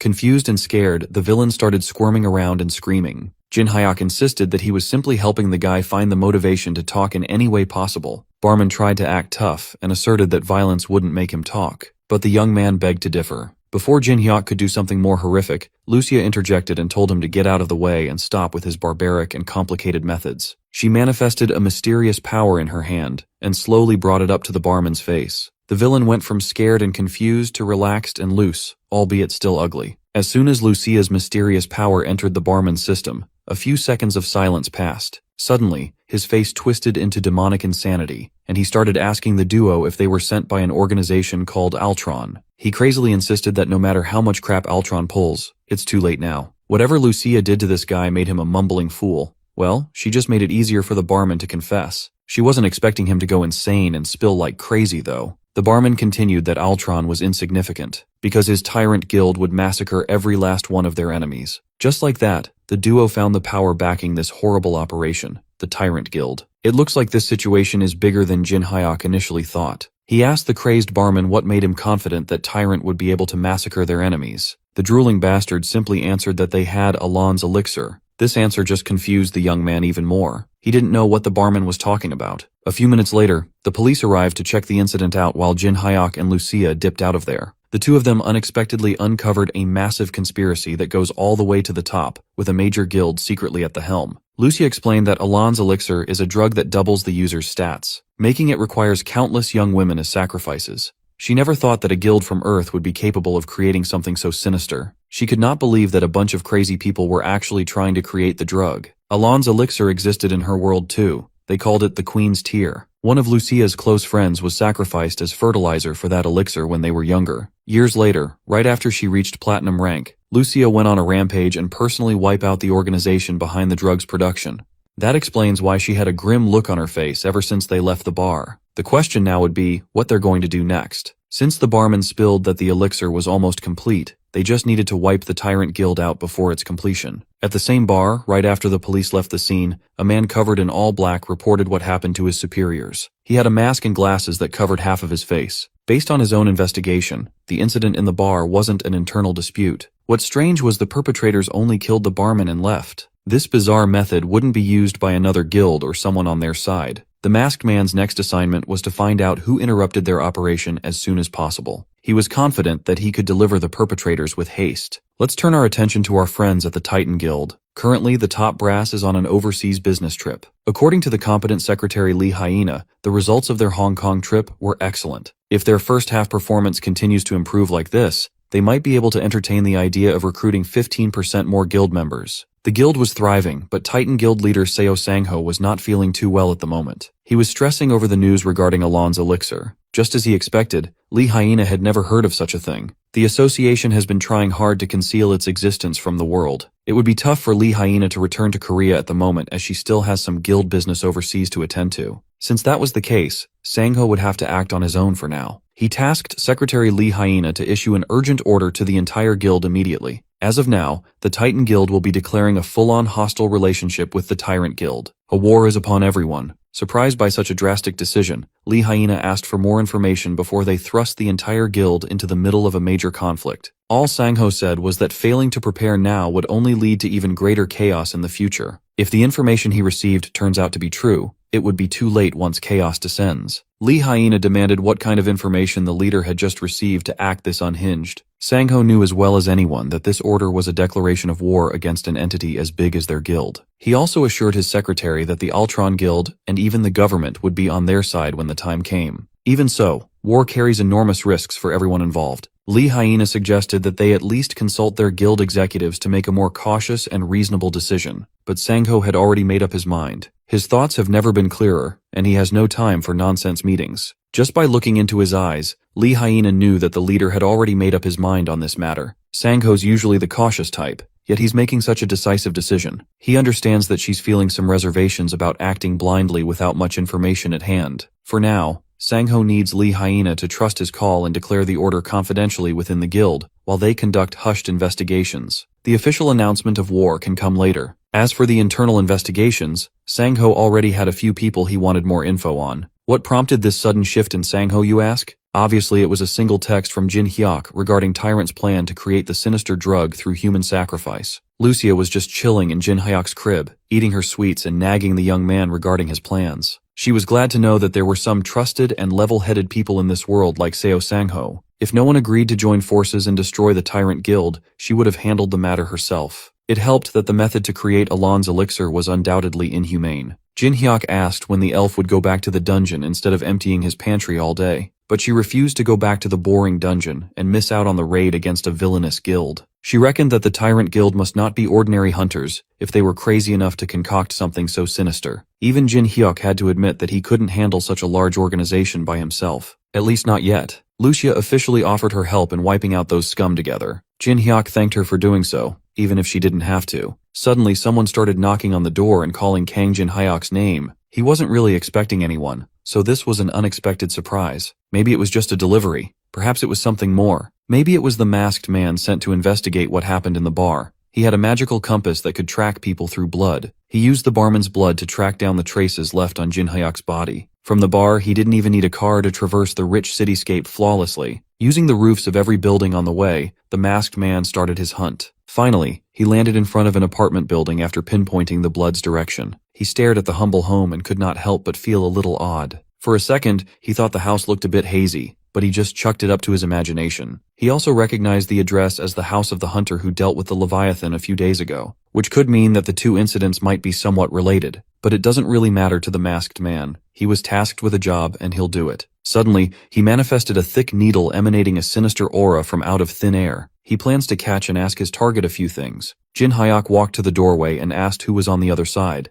As expected, the masked man told him that he had a late delivery due to an accident. The young man wasn't dumb. There's no way that a delivery would arrive in the late hours of the night. Besides, there's still a recognition suppression spell cast around the house, making it virtually impossible to find his home. If someone overcame that powerful spell to come here and pretend to be a delivery person, they must be up to no good. Nevertheless, Jin Hyuk opened his door while maintaining his vigilance as the masked man forced his way inside with the sinister needle in hand. He was expecting some dirty tactics, so it wasn't hard for Jin Hyuk to catch the villain's hand as it aimed for him. He cheekily asked if deliveries come with poison darts as a bonus these days. The masked man was supposed to be the one doing the sneak attack, yet he was the one caught off guard. Lucia chimed in and fired an arrow from her bow while hurriedly telling Jin Hyuk to move aside. The arrow's speed and velocity were unparalleled. It was practically impossible to dodge at such close range as it pierced the villain's body. The force behind the shot sent the masked man flying out of the second floor. He bled profusely as the arrow dug deeper into his flesh and organs. Lucia loaded up another shot and asked Jin Hyuk to step aside as she intended to finish the bastard off. Jin Hyuk waved her off and insisted on handling the problem himself, as the masked man must be looking for him because of what happened in the bar. Lucia warned him that the assailant wasn't ordinary by any means, as he managed to survive one of her arrows. As the masked man tried to dislodge the arrow, he shivered as he wondered just who on earth was that woman who pushed him to such a critical state in one attack. He finally got the tip out, bleeding all over the pavement. Every cell in his body was telling him to retreat for now. By the time Jin Hyuk tried to catch up, the masked man was already doing injured parkour on top of the neighboring roofs. Lucia asked if the young man wanted to give chase, but Jin Hyuk found it too troublesome. The bastard would just come after him again anyway. They could just hash it out at a later time. What's more important was the masked man's karma value. He had over 900 on top of his head. That means he's someone who kills like it's nothing. Jin Hyuk was itching to go up against a real villain, so this worked out perfectly. He was even thinking of using the masked man somehow in some way. The next day came, and Jin Hyuk and Lucia were escorted by a guild car to the mountains. The driver pulled over and pointed out the remote investigation site. They were brought here under guild leader Sangho's personal instructions, but it's no secret that there are still a lot of people in the Titan Guild who aren't fond of Jin Hyuk. Looking at the troops gathered at the foot of the investigation site, the young man assessed that half of them were A-rank hunters, or higher, an elite group through and through. As for the guy at the helm, it was the asshole who tried to pick a fight with Jin Hyuk back then. It looks like Executive Han Yong-seok will be taking the lead on this operation. Right from the get-go, Jin Hyuk could already sense a bad feeling that this mission was about to get annoying really fast. The executive formally introduced himself as the head of the operation. Much to Jin Hyuk's surprise, the bastard brought up the fact that they met one another during the last airstrike. The young commented on the executive's changed personality, as he seemed much more amicable and kinder today compared to before. Yong-seok cleared his throat and awkwardly apologized for his behavior from that time. He just got a little too excited in his efforts for the guild, so he wanted to take this opportunity to say sorry about their first encounter in hopes that it won't affect today's operation. Yong-seok also asked who the woman that Jin Hyuk had brought was. The young man introduced Lucia as a skilled colleague who wouldn't be a hindrance to the mission. There was no mention of any other additional personnel, so the executive was a little rattled. But before he could protest, the recon team they sent ahead had come back. Yong-seok excused himself for a moment to listen to his scout's report. Sure, the bastard might have apologized on the surface, but he was still looking down on Jin Hyuk and Lucia, thinking that they were merely C-rank noobs. It doesn't matter how strong they are anyways, this four-eyed bastard has his own agenda in this mission after all. Lucia immediately picked up on the executive's duplicitous nature and consulted Jin Hyuk if they would just let the guy lead. He assured her that they'd be fine. More importantly, someone has been tailing them since earlier. Both Lucia and Jin Hyuk clocked their not-so-covert tail long ago. The young man opted to let this pursuer be, as they could use him elsewhere later. Before the raid started, Jin Hyuk handed Lucia a bright magical crystal. The little gem is a communication item. It allows contact with anyone within a 10-kilometer range. They'll need it later, so it's best to keep it handy. Yong-seok came back with the confirmation of the initial reports. From what they've gathered, it's clear that the Tyrant Guild is involved in human trafficking. As for the plan of attack, the executive actually wanted to ask Jin Hyuk for a favor. After investigating, the recon team found a strong barrier installed around the building. They also believe that there's only one person capable of breaching that barrier without being detected. Yong-seok insisted that there was no one more suitable to sneak through the barrier than Jin Hyuk. The young man freely called him out for essentially requesting a literal death walk behind enemy lines. The executive continued playing the part of an impartial team leader. He even sarcastically claimed that only the man who took down the Leviathan could pull off this stealth mission. Besides, rather than moving with the Titan Guild members, whom he never worked with before, it would be much easier to work on his own. Yong-seok was just putting everything on Jin Hyuk's shoulders. He's blatantly passing on all the risks to one person. They might think that they're getting one up on Jin Hyuk, but this is precisely the situation he was hoping for. So, Jin Hyuk joined a select team of Titan Guild hunters to sneak into the part of the barrier where they could penetrate. The plan is simple. The magic team will create a small breach in the barrier, and Jin Hyuk will have to needle his way in.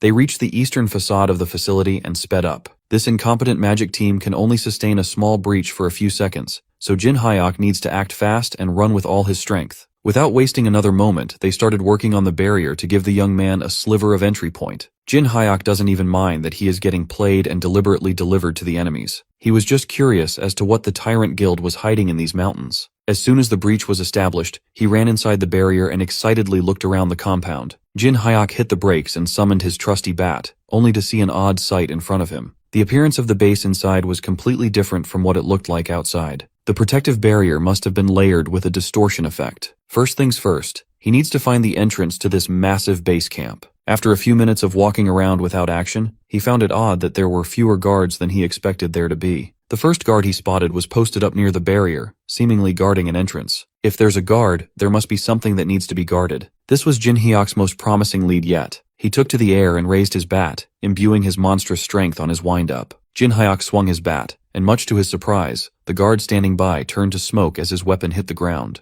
It turned out to be an illusion, and not a real person. He thought he could knock a guard out to capture and interrogate so he could open the door, but now it's solely up to him to figure that out. Much to his surprise, this supposedly secure facility had automatic doors like a freaking supermarket. The defenses were laughably lax, and it doesn't even look like they had CCTVs installed. They must think that the women they abducted had no chance of escaping anyway. Just to be sure that he won't get bamboozled, Jin Hyuk brought an insurance policy through his inventory. He retrieved an EMP generator made from the materials of electric-type monsters and casually dropped it on the floor. With this, any communications or security devices in the immediate vicinity would be disabled. This is why he left a magic communication crystal with Lucia. As soon as the EMP took effect, Jin Hyuk planned out his next steps. With the whole compound cut off the grid, it's about time to get started on his actual mission. From a distance, the masked man continued keeping a close eye on Jin Hyuk. He was starting to piece together the young man's involvement with the bar accident and the Titan Guild. Just like everyone else, the masked man seems to have his own hidden agenda too, and Jin Hyuk plays a crucial role in making it go smoothly.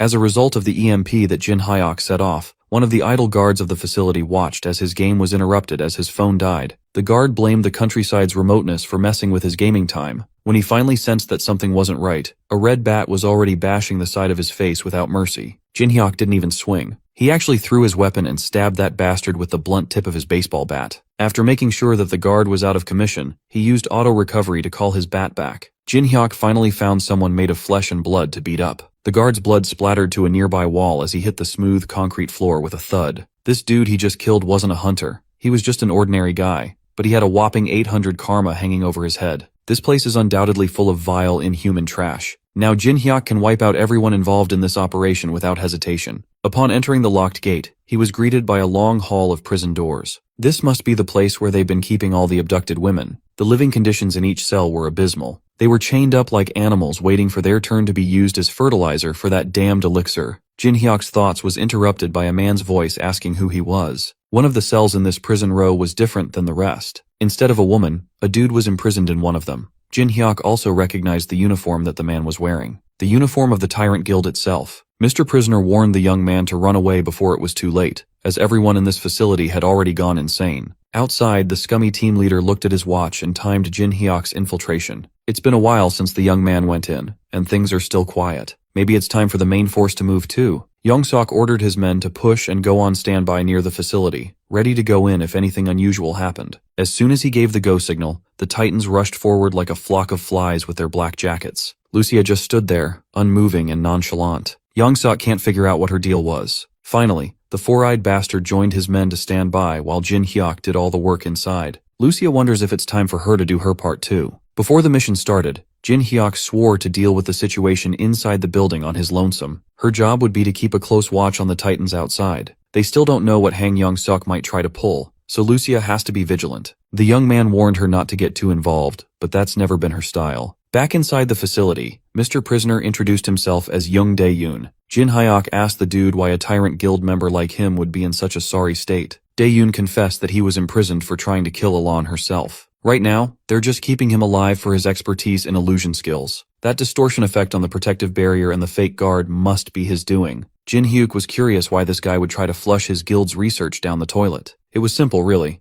Dae-yoon just couldn't stomach seeing his colleagues throw women to monsters as bait. He reached his limit and tried to take Elan down once and for all, only to get caught and imprisoned. Jin Hyuk was pleasantly surprised to see a reasonable Tyrant Guild member like this guy. Even his karma score was low, only at 62. The young man formally invited Dae-yoon to work together and take down this damned facility. Meanwhile, the grunt assigned to monitor the control room was sleeping soundly in his comfortable office chair. Finally waking up, he realized that he must have dozed off on the job again. He always gets sleepy at this hour, so it was nothing new, and nothing ever happened in this place, so it was fine. Instead of waking up to live feeds of the entire facility, he woke up to black screens. He looked around to try and understand what was happening, but to no avail. Panicking, he tried to turn the system back on, But the problem was the power source fried by Jin Hyuk's EMP. Every electronic device, including smartphones, was out of commission. The entire computer system is down, and he slept through it. The control room guy is in the running for Employee of the Month. Right outside the command center, a few of the tyrant boys were playing some cards to pass the time. They were having a jolly old time until the control room guy started yelling about some emergency. The tyrant boys were alarmed, and worse of all, their game was interrupted. The control room guy informed everyone that the entire system was completely offline. To make matters worse, all the women are gone from their prison cells. They have an intruder that plunged the whole place into chaos. The team leader split their forces into two. Team 1 would head to the Elan production room, while Team 2 looked for the intruder and the women. As for the dumbass that let it happen, the control room dude was tasked with finding a way to contact the headquarters no matter what. Every single prison cell had been opened, freeing the abducted women. Right now, they're heading for the nearest exit with their lives on the line. Dae-yoon knew the layout of the facility, so he led everyone to the optimal path. They've gotten so close, and yet so far. As the tyrant boys caught up to their escape trail, with the escaping women found, the tyrant boys started pouring in. The first responder immediately recognized Dae-yoon as he directed the girls to the exit. The absolute Giga Chad let the women through and stayed behind to buy some more time for them to run away. Tyrant boy number 1 got too eager and rushed in by himself, threatening to kill Dae-yoon once and for all. As soon as the punch landed, Dae-yoon reminded his former comrades of his specialty, illusion. Tyrant boy number 1 could hardly contain his anger for falling victim to such a simple trick. While Team 2 was playing catch-up with Dae-yoon and the girls, Team 1 was suffering a much more painful fate. Each of them carried a measly knife to a baseball bat fight. Jin Hyuk did quick work on the team assigned to protect the Elan production room. He used his superior technique and footwork to make a fool of these half-assed fighters left and right. The young man bashed each of their heads in, using one swing for each bastard. Jin Hyuk finished the last tyrant boy off, and he did not even break a sweat. Seeing as how these boys were so desperately trying to guard the gate up front, it was obvious that Elan was being housed behind the door. Jin Hyuk gained access to the room and carefully entered. He looked around and saw all the equipment that the tyrant scums had gathered to make the inhumane drug. They've gone as far as hiding a gargantuan lab underground for security. Human-sized test tubes littered the lab, each one containing women that the tyrant guild had abducted. Seeing the scale of their evil operation firsthand was even more disgusting than Jin Hyuk imagined. In the middle of the lab was a monster encased in protective glass. It must be Elan, the source of all this grief and evil. Jin Hyuk gripped his bat tightly. The monster doesn't seem to be reacting to his presence. It's entirely possible that it was sleeping. With a smile on his face, the young man called onto the lightning dwelling inside his weapon and took on a batting stance. If everything works out, he could finish this thing once and for all. But that would be too easy. Elan must have sensed danger and woke up. She broke through the protective glass and sent her tentacles hurtling forward ferociously. Jin Hyuk had to move and dodge on the fly as the fast-moving tentacles aimed at his vital points. His lightning attack had to be cancelled. He observed the movements of the tentacles, and his fear grew. With how heavy and fast those things attacked, if he got hit in the wrong spot, he would be done for. For now, all he can do is go on the defensive while waiting and hoping for an opening to strike. Jin Hyuk forced himself to lock in. He must remain calm if he wants to stay in one piece. For those of you hoping for a cute tentacle girl, we won't be getting that today. Elan looked like a crackhead with tentacles. Finally, the crackhead beast broke free of her glass encasement, sending thousands of sharp shards flying everywhere. It's starting to look like our boy is totally outclassed this time around. Jin Hyuk activates hard skin, giving himself extra protection. He quickly dodges an attack and pushes forward, determined to end the fight. However, a powerful attack nearly breaks him, making him realize how strong his opponent is. Afterwards, he steadies himself and prepares for another move. His enemy is not going down easily, so he must fight even harder. With renewed focus, Jin Hyuk delivers a final attack, determined to end the fight against the monster that devours people. He barely manages to take care of it. As he looks around, he notices a strange item, Al-Raune's magic stone. Examining it closely, he realizes it can't be appraised, but based on its size and shape, it resembles a magic stone. Deciding to get answers later, he plans to ask the dwarf uncle about it. Jin Hyuk wonders if he should check what's happening outside. He reaches out to Lucia, asking if she can hear him clearly and how things are going on her side.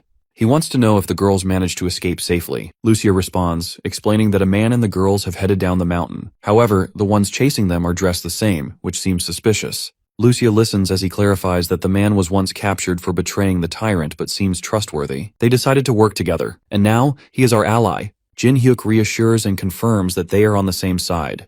Now that the situation is clearer, Lucia asks about something more important, checking if Al-Raun has been dealt with. Afterwards, Jin Hyuk reassures that Al-Rauni has been taken care of properly, and that he has also secured the magic stone.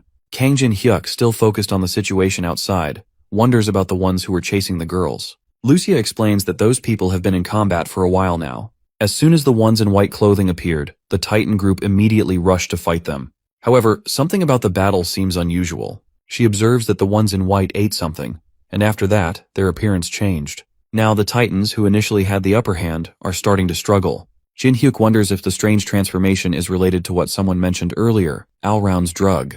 Realizing the danger, Jin Hyuk knows it will be a big problem if the Titan Guild collapses now. Despite finding the Titan members annoying, he understands that stopping the Tyrant Guild takes priority at the moment. He asks Lucia if she can assist them in the fight to prevent things from getting worse.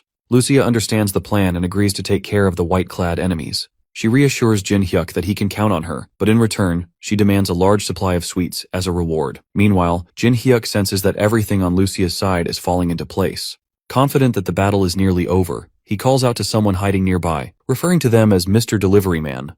A mysterious figure steps forward, surprised that Kang Jin Hyuk noticed him. Moreover, Jin Hyuk wonders if he is his target, or if he is also after Alraun's magic stone.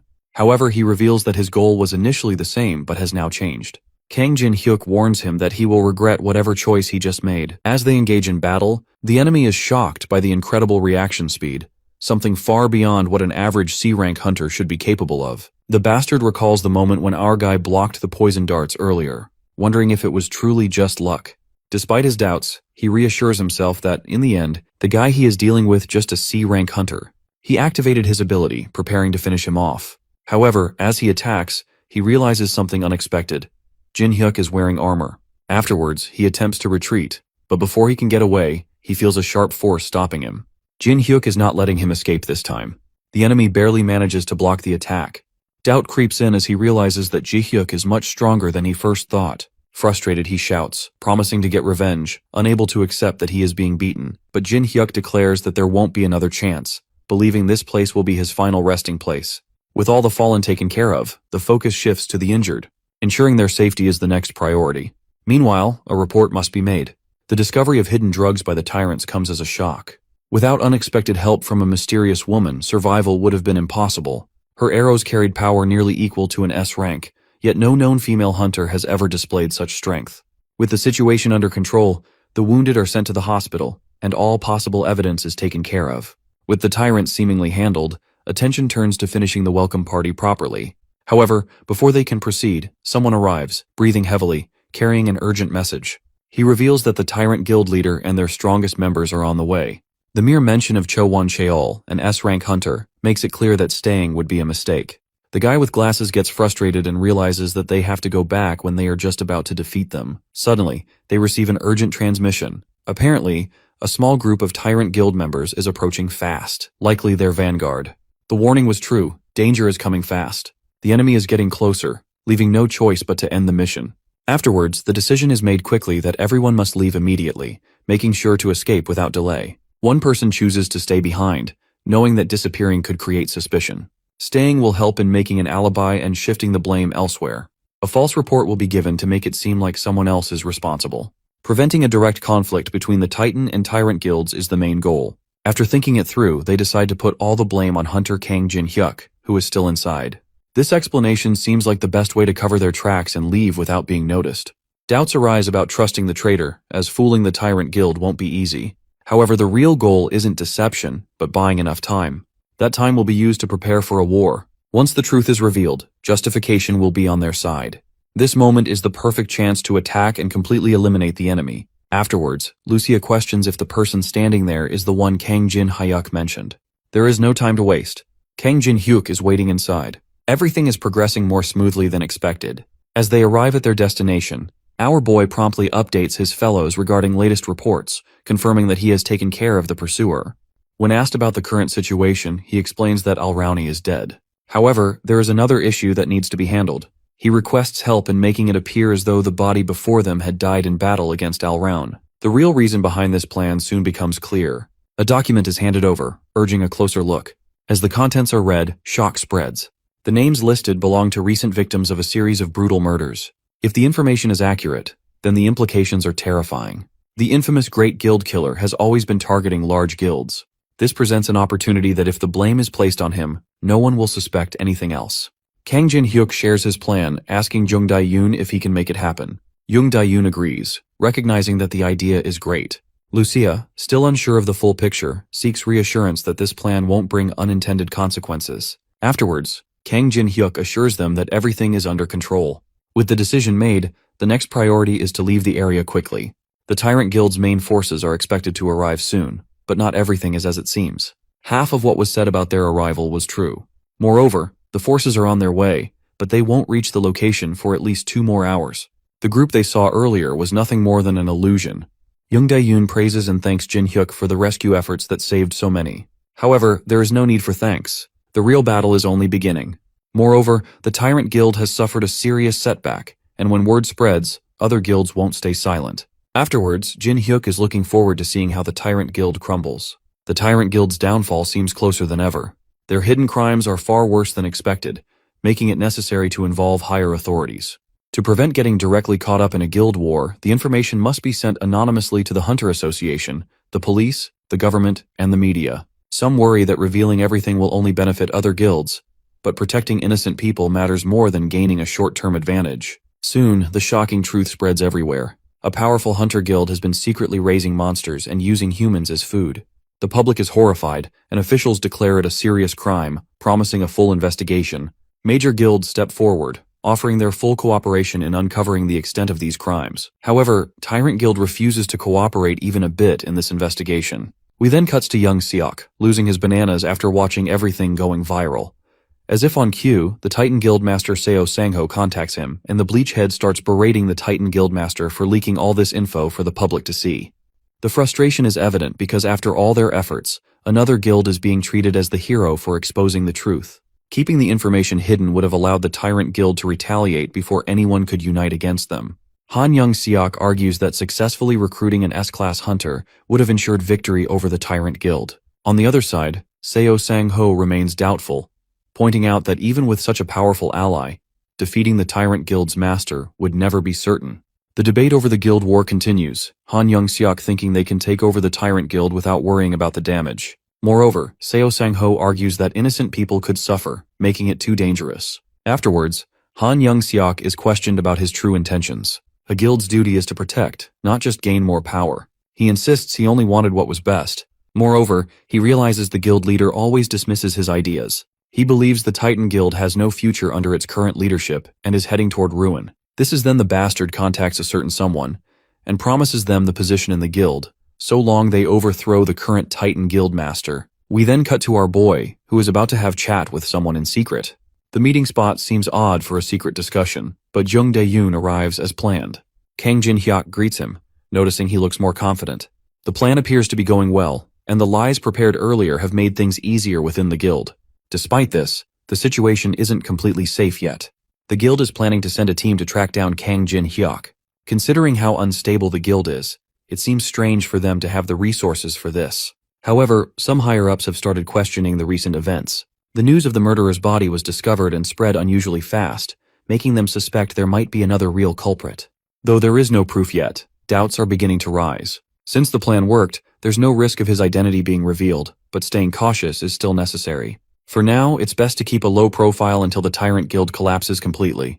Afterwards, Jung Dae-yoon hands over details about those leading the investigation, and asks if Kang Jin-hyuk wants to check immediately. However, it doesn't seem necessary since they are all just illusions.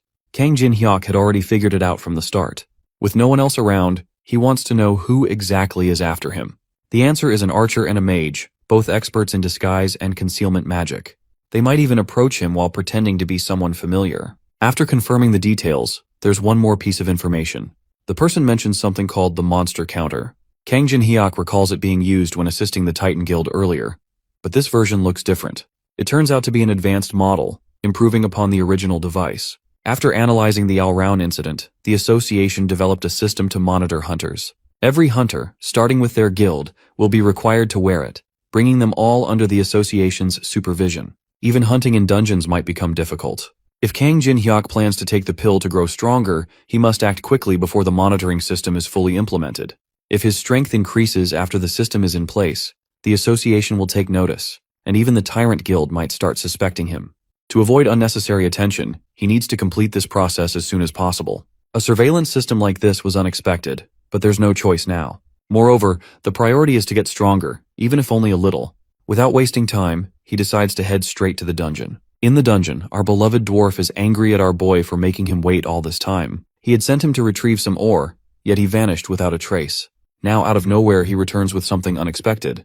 With an apologetic tone, he explains that unavoidable circumstances caused the delay. After weeks of silence, he finally returned, acting like nothing had happened.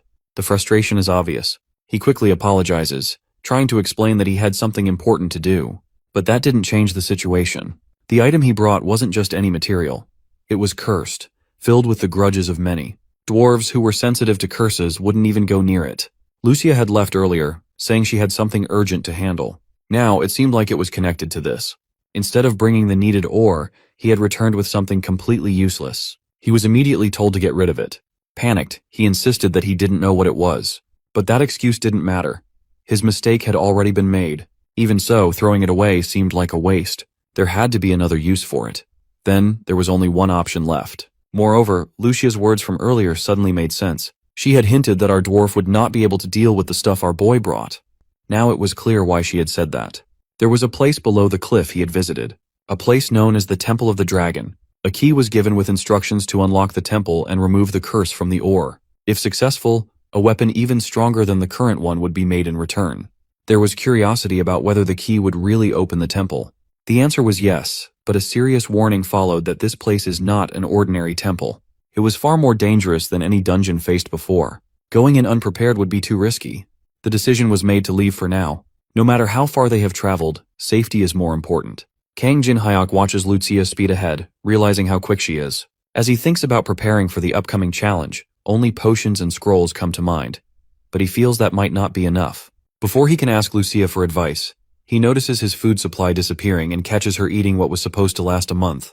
Before he can react, a call interrupts him. Secretary Lee Haina from the Titan Guild urgently asks for his help, mentioning the guildmaster Sang-ho. Her desperate tone makes him curious about what might have happened. Afterwards, Kang Jin-hyuk rushes to the location after hearing the urgency in Lee Haina's voice. When he arrives, he finds Sang-ho in critical condition, covered in blood and barely holding on. Lee Haina desperately tries to reassure him. Jin-hyuk quickly moves to provide first aid, knowing there is no time to waste. He pours a potion over the wound, easing some of the damage. Though the worst seems to have passed, he needs answers. Looking at the injured man and the shaken secretary, he wonders what exactly happened to lead to this brutal attack. Sang-ho struggles to speak. He explains that it was a trap set by his own guild members. After returning home, he attended a guild event, expecting a normal gathering. However, something felt off when he noticed only Han Young-seok's faction was present. Before he could react, it was too late. The drinks had been poisoned. His body weakened rapidly, but he pushed through, fighting with everything he had to escape. Even with all his strength, he barely made it out alive, collapsing from his injuries. Jin-hyuk listens carefully. Even with poison in his system, ordinary guild members shouldn't have been strong enough to overpower Sang-ho. He wonders what else might have happened. Before he can ask, Sang-ho trembles in pain. Moreover, Sang-ho's condition worsens as the wounds that were healed by the potion start reopening. The poison from the party must be much stronger than expected. Jin-hyuk quickly realizes they need to act fast. He wonders if anyone knows exactly what kind of poison was used and whether an antidote exists. Hyena hesitates, explaining that standard hunter antidotes won't work in this situation. Afterwards, Jin-hyuk suggests taking him to a hunter-specialized hospital, but Sang-ho reminds them that going to a hospital would only expose their location, and their enemies would find them in no time. Jin-hyuk considers their options and suddenly asks Hyena if she has a car. She is confused about where they are going. He tells her to prepare to leave immediately. They are going to his home. Moreover, she is surprised and wonders if he has an antidote there. Jin-hyuk reassures her that he doesn't, but he might have another way to treat the poison. Hyena quickly agrees and rushes to get ready, determined to drive as fast as possible while Jin-hyuk stays behind to keep an eye on Sang-ho.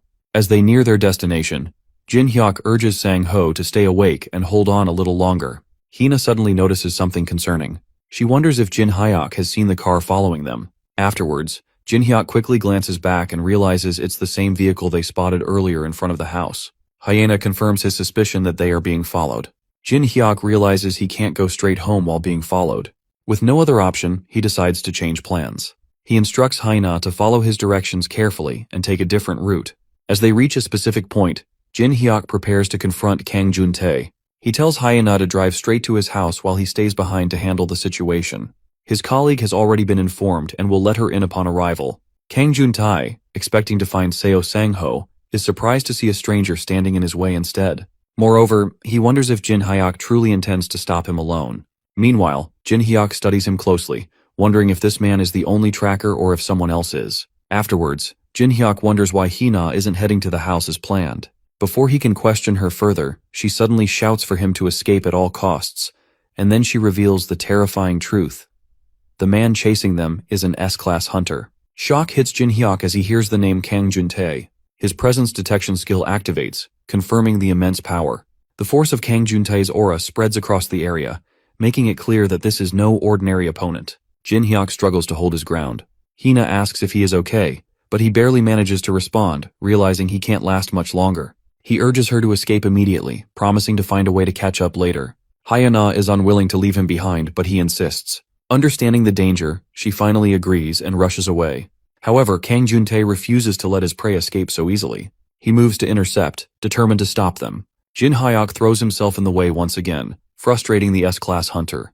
Juntae wonders why this man keeps interfering with his plans. Jin Hyuk does everything he can to buy time. Hina is now a safe distance away, hoping that Jin Hyuk will survive and return alive. Moreover, Jin Hyuk realizes the intensity of the situation. Kang Juntae, clearly annoyed, wonders why someone like Jin Hyuk is interfering, and warns him to step aside if he values his life, claiming he is too busy to deal with distractions. Jin Hyuk refuses to back down. He wonders if Juntae truly believes he would just run away in fear.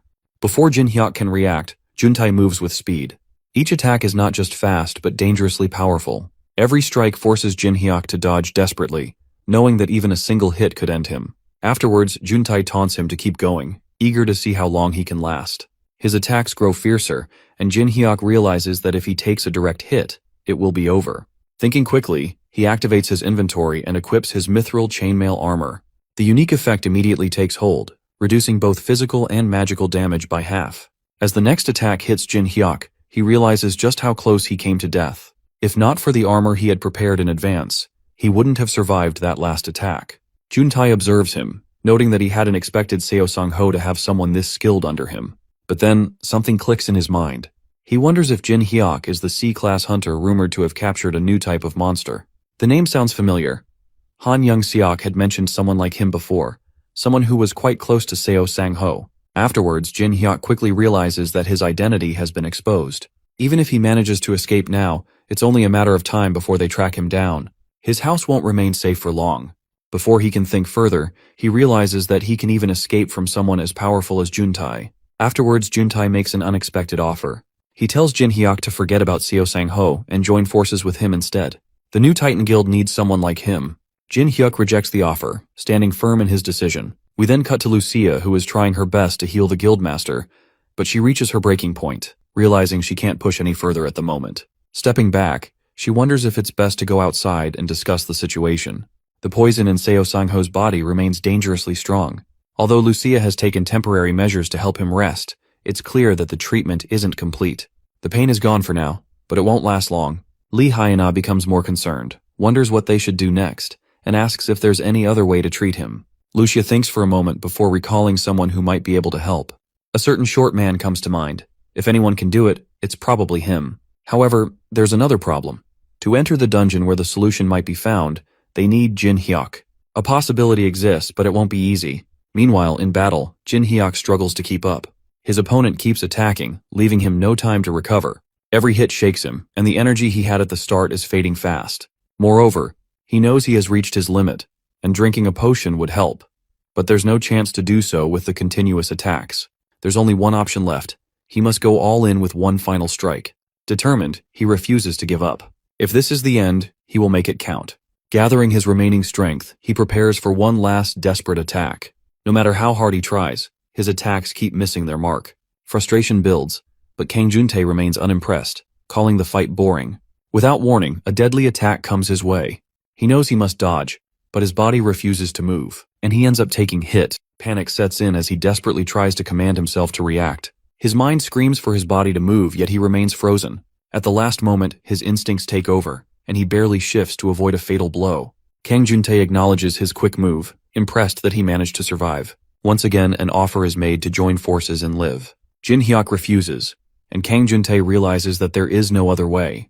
The final attack is about to land, and Jin Hyuk wonders if this is truly the end. Just then, an arrow flies through the air, interrupting the fight.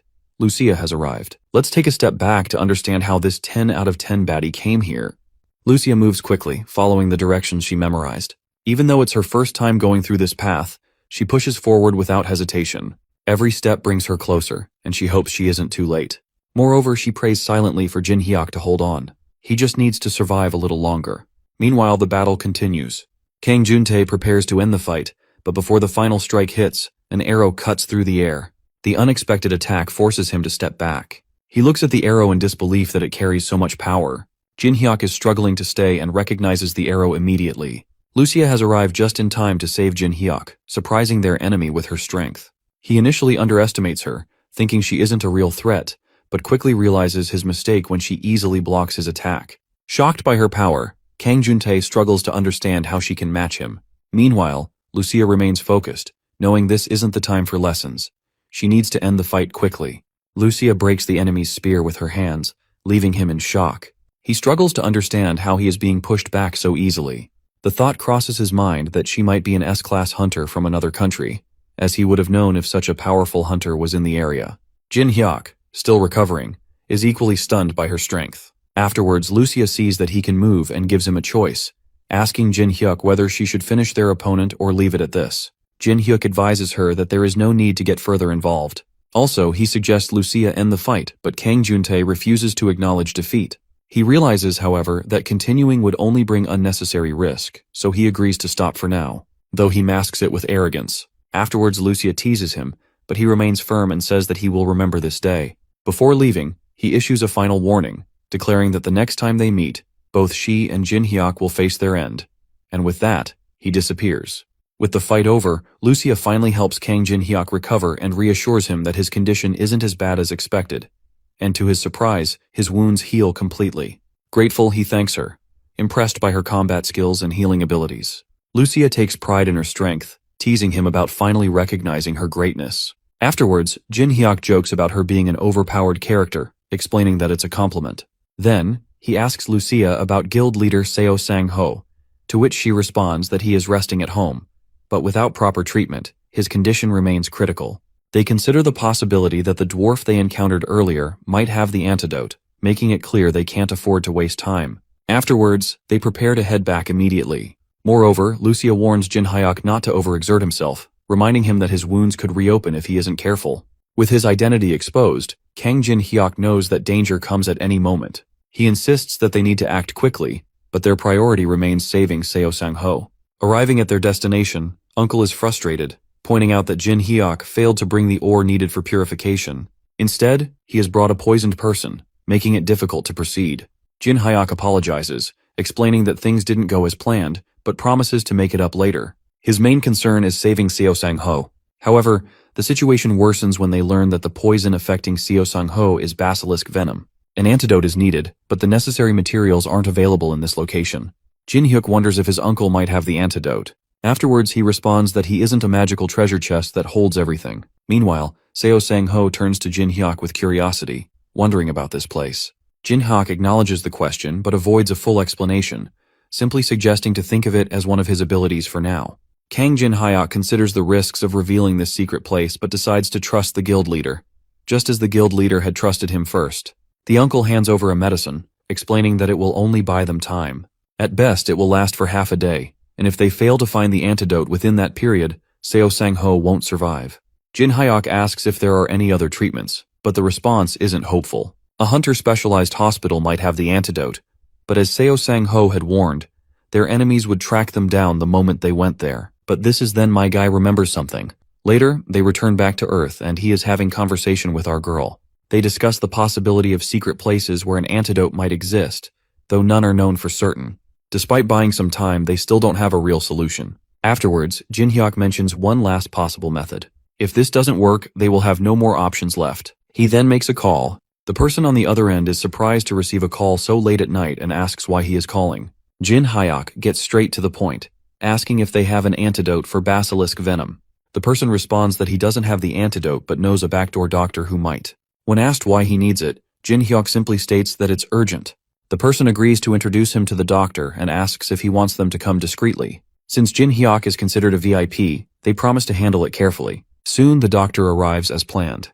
Jin Hyuk assures everyone that the antidote is on its way, bringing relief and even tears of gratitude from her eyes. The doctor successfully removes the poison from Seo Sang-ho's body. However, he explains that it will take at least 2 weeks for his body to fully recover and regain movement. Until then, complete rest is necessary. Afterwards, Kang Jin-hyuk realizes that Seo Sang-ho's 2-week recovery period causes a major problem.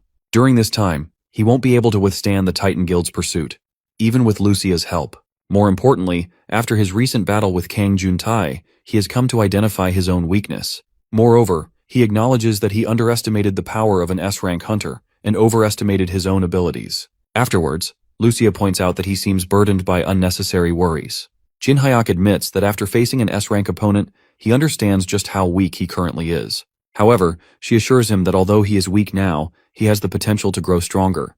A risky method to gain strength is presented to him by Lucia, and Jin Hyuk declares that he is willing to do whatever it takes to become stronger. The next day, my guy is ready to make trip to the Dragon's Temple, gathering 50 explosion scrolls, 300 mana potions, and 300 health potions, and ensuring that his armor and weapon are ready. He also confirms that he has a return stone in case of emergencies, securing an escape route. Before leaving, he entrusts Seo Sang-ho and another ally to Lucia, asking her to take care of them in his absence. Moreover, Lucia warns him about the extreme dangers of the Dragon's Temple, reminding him that if he gets greedy or pushes too far, he could die. Jin Hyuk acknowledges the warning and promises to use the return stone if the situation becomes too dangerous. As he prepares to go, Secretary Lee apologizes and blames herself for the risks he is taking. Afterwards, Kang Jin-hyuk reassures Secretary Lee that there is no need to apologize, as he also seeks revenge. Moreover, he tells Lucia that she is the only one he can rely on while he is away, and asks her to wait for his return. He is determined to come back stronger no matter what. Upon arriving at the Dragon's Temple, he recalls Lucia's warning not to get greedy and to leave once he feels strong enough. However, he dismisses the idea of playing it safe.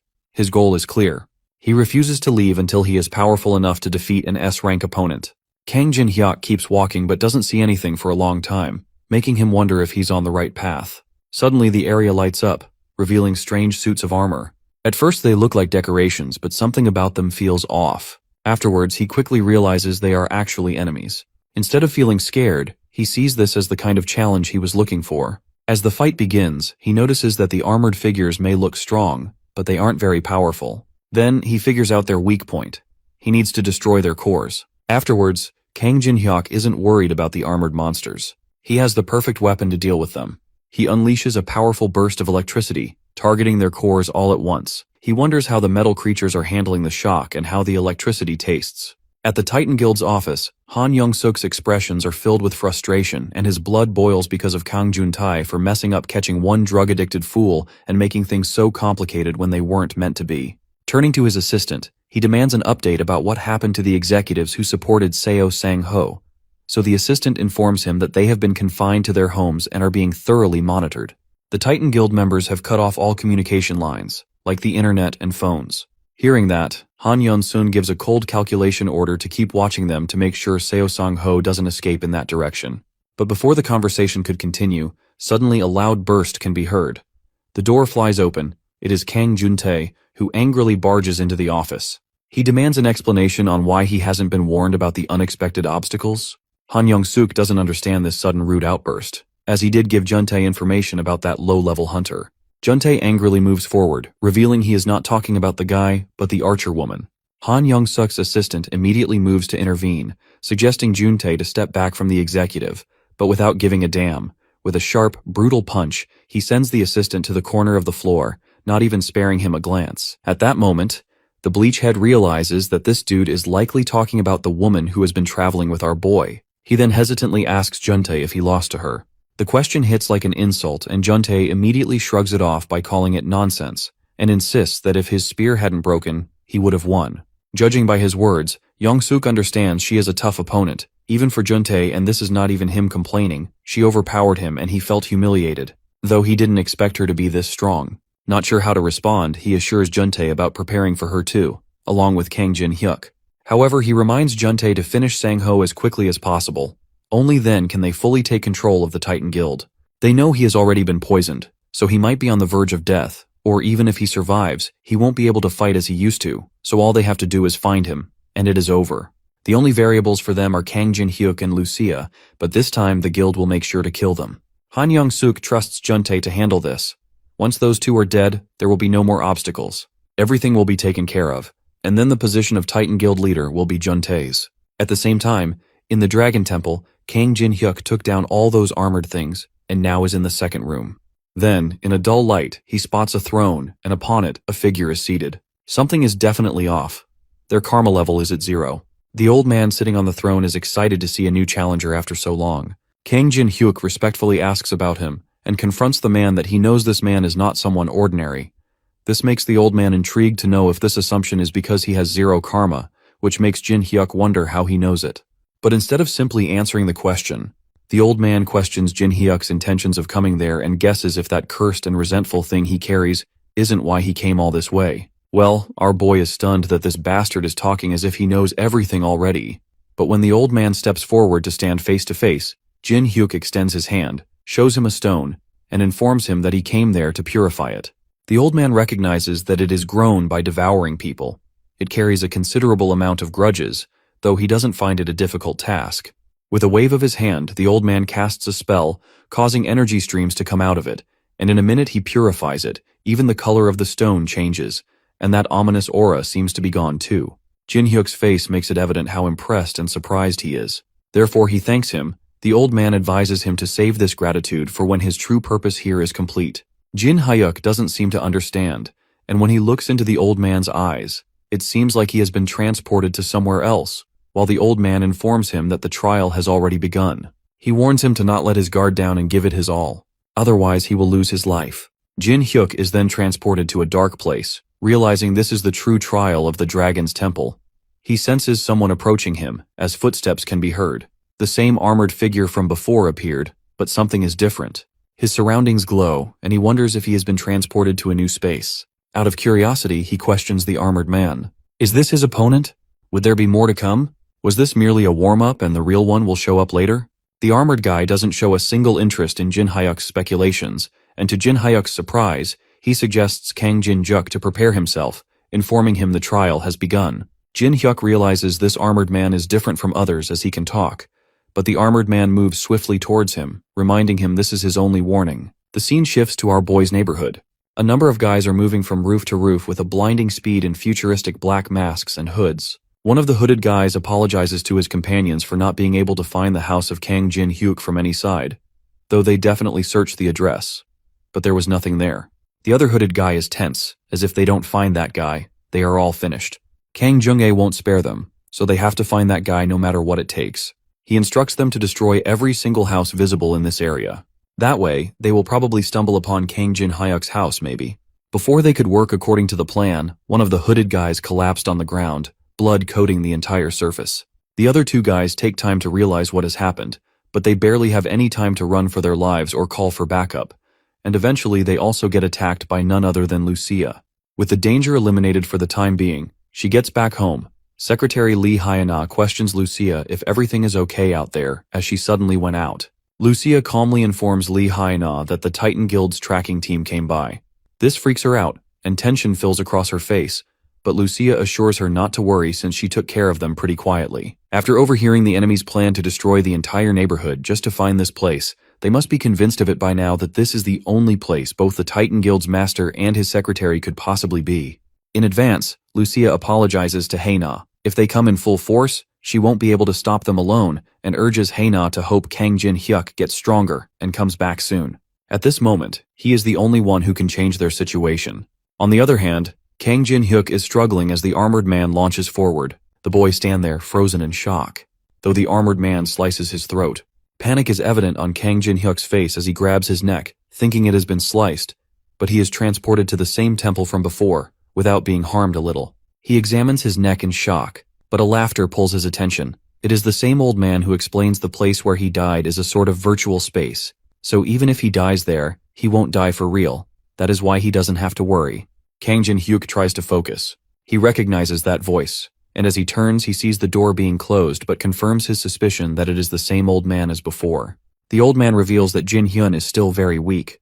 The Dragon Temple is a place to make him strong, but it is also a place of trial. He had warned Jin Hyuk before to never let his guard down. Strength wasn't just about power, it was about resilience, so he should grow stronger and try again. Although Jin Hyuk is not in the mood to be lectured, as this time isn't for such casual advice. If their hideout gets discovered now, Seo Sang-ho and Lee Hyana will be killed, and if Juntae shows up, he won't be able to defeat him, so he needs to get stronger now. But there is a barrier between the old man and him because of the closed door. He begs him to open the door and accepts his mistake but assures him to not let his guard down again. He explains if he doesn't get stronger immediately, it is all meaningless. The old man knows. Him rushing back in, he'd only experience death again. However, Jin Hyuk is firm. He will only know if he tries, so he keeps insisting on him. The old man finds him pretty desperate even after experiencing the sensation of death. He is not giving up, but Jin Hyuk tells him if he was afraid of dying, he wouldn't have started this in the first place. The old man finds his spirit amusing, so he grants him an exception to re-challenge the trial. Pressing forward, he is transported to virtual space again. The armored guy praises him for coming back even after experiencing death. Jin Hyuk reveals that he was careless before, but this time it won't end as hollowly as it did earlier. The armored guy laughs and then jumps high to attack him with his giant weapon, though this time Jin Hyuk blocks it with his enchanted bat, but this guy has phenomenal skill. Just holding on is overwhelming. The armored guy realizes that his opponent has come to his senses this time.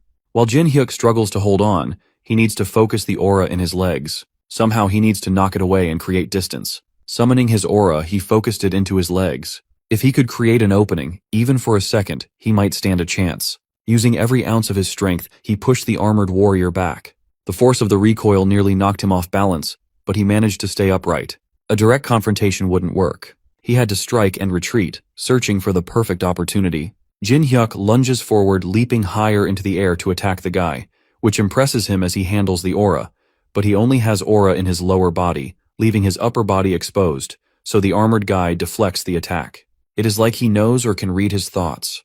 The armored guy huffs, also acknowledges Jin's spirit, but if this was all he had then, there is no need to prolong the fight and Jin Hyuk should just die. The armored guy then attacks Jin Hyuk again, but to his surprise, he blocks it, which the armored guy wasn't expecting. Jin Hyuk clarifies to him that he won't die this easily. He wasn't sure earlier, so he tested it out, and as expected.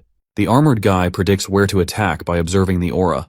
Hearing this, the armor guy laughs, calling him talented but assuring him of not changing the outcome no matter what happens. As much as it pains Jin Hyuk, deep down he knows the armored guy is right. If he keeps using his aura like this, he will only use the opponent's tricks again. In that case, he needs to fight differently. He opens the inventory, drinks a mana potion, and decides to surround his entire body with aura so the opponent can't predict his moves. Before he could finish the whole potion, the opponent attacks him again, but because of his present-mindedness, in time, Jin Hyuk is able to dodge the attack. The armored guy has noticed him enveloping his whole body in aura, questioning if it was that drug from earlier that boosted his aura and mocks him for obtaining power from such a substance, which can never be called his. Jin Hyuk doesn't care whose power it is as long as it helps him win. Wielding the enchanted bat, he moves swiftly, dodging attacks and counterattacking with force. The armored guy launches heavy attacks from all directions. Despite that, Jin Hyuk isn't giving up. The armored guy is now finding him somewhat formidable, though Jin Hyuk guarantees that he is more than that. Both of them struggle for dominance. Sparks and shock waves burst when their weapons collide, and the fight is pushing both sides to their limits. The armored guy praises Jin Hyuk for holding out well, but that is exactly when Jin jumps unexpectedly, warning the armored guy that it might sting a bit and attacking his opponent. Meanwhile, Hyung-il and Lee Jun-chul are driving past Jin Hyuk's residential area and notice a number of guys from the Titan Guild desperately searching for Seo Sang-ho right now. Hyung-il suggests drawing attention would only cause trouble, though Lee Jun-chul advises him to not act recklessly and arouse suspicion. He then asks him to wait a moment and just watch, as he has got a plan. Unexpectedly, he pulls out his phone and calls Seo Sang-ho's secretary, Lee Hyana, to ask if she has heard anything about him from Hunter Jin Hyuk. She recalls he is the one who introduced our boy to the doctor. Jun-chul then inquires about Sang-ho, so she reassures him that Sang-ho is receiving good treatment and is safe. Staying calm, he informs her that he is near our boy's home right now and notices that Titan Guild members are swarming the area, which means that the guild master is there. If this keeps up by the time guild leader Sang-ho recovers, they will have to face a Titan Guild blockade right outside his house. To resolve the issue, Jun-chul suggests meeting in person to discuss a solution. Back at the Dragon's Temple, the armored guy is shockingly perfectly fine even after taking that powerful, mind-blowing hit. The opponent mocks him for standing there dumbfounded and provokes him to bring it out now if there is anything left. Jin Hyuk doesn't believe that even lightning didn't work, so he admits that he has nothing else hidden, so they should gamble everything on this fight to death. The opponent assures him about playing along and giving him a proper massive strike. He then exudes an aura of power. Meanwhile, Jin Hyuk grips his bat tightly, though he notices divine energy radiating from his opponent and mockingly calls him a paladin. The armored guy proudly reveals he is not a paladin, but something close to that, and then confirms to Jin Hyuk if he is ready. Jin Hyuk stands there unfazed, being ready for a while. As the guy lunges forward, Jin Hyuk knows fancy tricks won't work. What he needs now is a full-force strike. Jin Hyuk uses every inch of aura in his body and blocks the divine energy's attack. He is aware that if he falls back, it is over. The armored man understands. This is different from before. Jin is focusing all the aura into one point to amplify its power, truly betting everything on this one strike. But the opponent tries pushing him while attacking, which makes him stumble, even as his aura scatters. Though the armored guy promises him, he won't be able to defeat him just with that. The battle has finally reached its peak. The armored guy lunges forward, their weapons clash. Jin Hyuk is struggling with the overwhelming force pressing down on him, but despite his determination to not give up, he is pushed back on the ground. He presses his bat onto the ground to steady himself, his body trembling with exhaustion. He managed to block it, but the aura has been used up, and he doesn't even have the energy to move his body. The armored guy questions whether this is truly the limit of his power. Holding up his weapon, he points out, in the end, all Jin Hyuk has done is break this iron sword. A broken iron sword can easily be replaced with an aura blade, but Jin looks completely drained, so how will he face the armored guy? He warns him that if he has no tricks left, his challenge ends here. Jin Hyuk pants heavily as he tells the armored man that he talks too much and provokes him to kill him already as he gave it his all, so he has no regrets. Though he assures him, even if he dies here, he won't actually die, so he will keep challenging again and again to become stronger. The armored guy reveals the real trial is over, but informs him about the misunderstanding. Nobody said this trial was about defeating the armored guy. He is the examiner and the judge. The true trial is whether or not he can earn the armored guy's approval. Jin Hyuk's eyes shine with hope that maybe he will be passed, and fortunately the guy actually passes him, mentioning he still has a lot to improve. In an instant, the armored guy is transformed into the same old guy sitting on the throne. It was him fighting with him all this time. The old man praises his remarkable potential, but advises him to fix his personality, as recklessness and confidence are not the same thing. Still, he was impressed by how Jin Hyuk gave it his all until the very end. When Jin Hyuk realizes it is the same old guy, he interrupts, but the old man pokes his head out and signals him to stay quiet. As he wished to know how to grow stronger, so the old man explains, his aura is power rooted in divine energy, which makes the method simple. He must connect with the divine, so the old man puts his hand on his head, revealing he has taken a liking to him, so he should use the gift he is about to bestow upon him wisely. Before Jin Hyuk could comprehend, he was transported somewhere unfamiliar. Panic is visible on his face when he notices a giant dragon, but the dragon assures him not to be scared as he was brought here to be granted power by the one who has acknowledged him. Challenger who passed the trial, from this moment forth, he will be imbued with the power of the divine. Suddenly, energy streams move towards Jin Hyuk. Therefore the dragon insists he accept it. This is the grave of a god who looks favorably upon him. Confusion and fear spread across his face, but it doesn't hide the fact that from now on, the divine power will be with Jin Hyuk. Lee Jun-chul has arrived at Jin Hyuk's house. Lucia sits there anxiously, waiting for Jin Hyuk. He is late. Worried expressions fill her face, mind racing with questions. Has something gone wrong? Just as negative thoughts take over her mind, she suddenly senses a strange shift in the air. Turning quickly, she opens the gate. The gate to the dungeon is appearing. It means Jin Hyuk has succeeded. She examines the gate and is shocked to sense a powerful aura coming from beyond the gate. Finally, footsteps can be heard, and Jin Hyuk enters the game. Lucia stands there stunned. The realization hit her. Is this power coming from him? It couldn't be. How is this even possible? She is in utter disbelief but unaware of her shock. Jin Hyuk asks her the reason behind being so shocked. She hesitates, but her mind screams tons of questions. What happened there? Has he truly passed all the trials of the Dragon's Temple? Did he really face them all and survive? When Jin Hyuk doesn't answer, she angrily takes out her weapon to attack him, calling him a reckless idiot. Did he not understand what he had done? What if something had gone wrong? She warned him not to be greedy and to back out in time, but before her attack could land, Jin Hyuk blocked it with divine energy, claiming he had no choice if he wanted to get stronger. If he hadn't done it, he wouldn't have gained this power. Lucia clenches her fists, realizing he never listens. Well, he has certainly gotten stronger, but still, she advises him to be cautious because if something happens to him, she won't be able to go home either. Though Jin Hyuk assures her not to worry as nothing like that will happen anymore. In that case, she decides to leave this place to him now. Confusingly, Jin Hyuk asks if she is heading back to the dungeon, so she informs him she needs to get some rest too. And even he looks like he is more than capable of handling things in here now. As Lucia turns to leave, Jin Hyuk shows his gratitude, but Lucia tells him not to mention it because more than she did it for him, she did it for herself. She didn't want the dungeon to get messed up if he died. Also, she reminds him that nothing in life is free. The boss room with the magic circle still needs attention, and she will be staying there for a while, so he should bring her a bunch of sweets as payment. She has one more thing to say. Once she goes back into the dungeon, the magic that suppresses perception will soon wear off.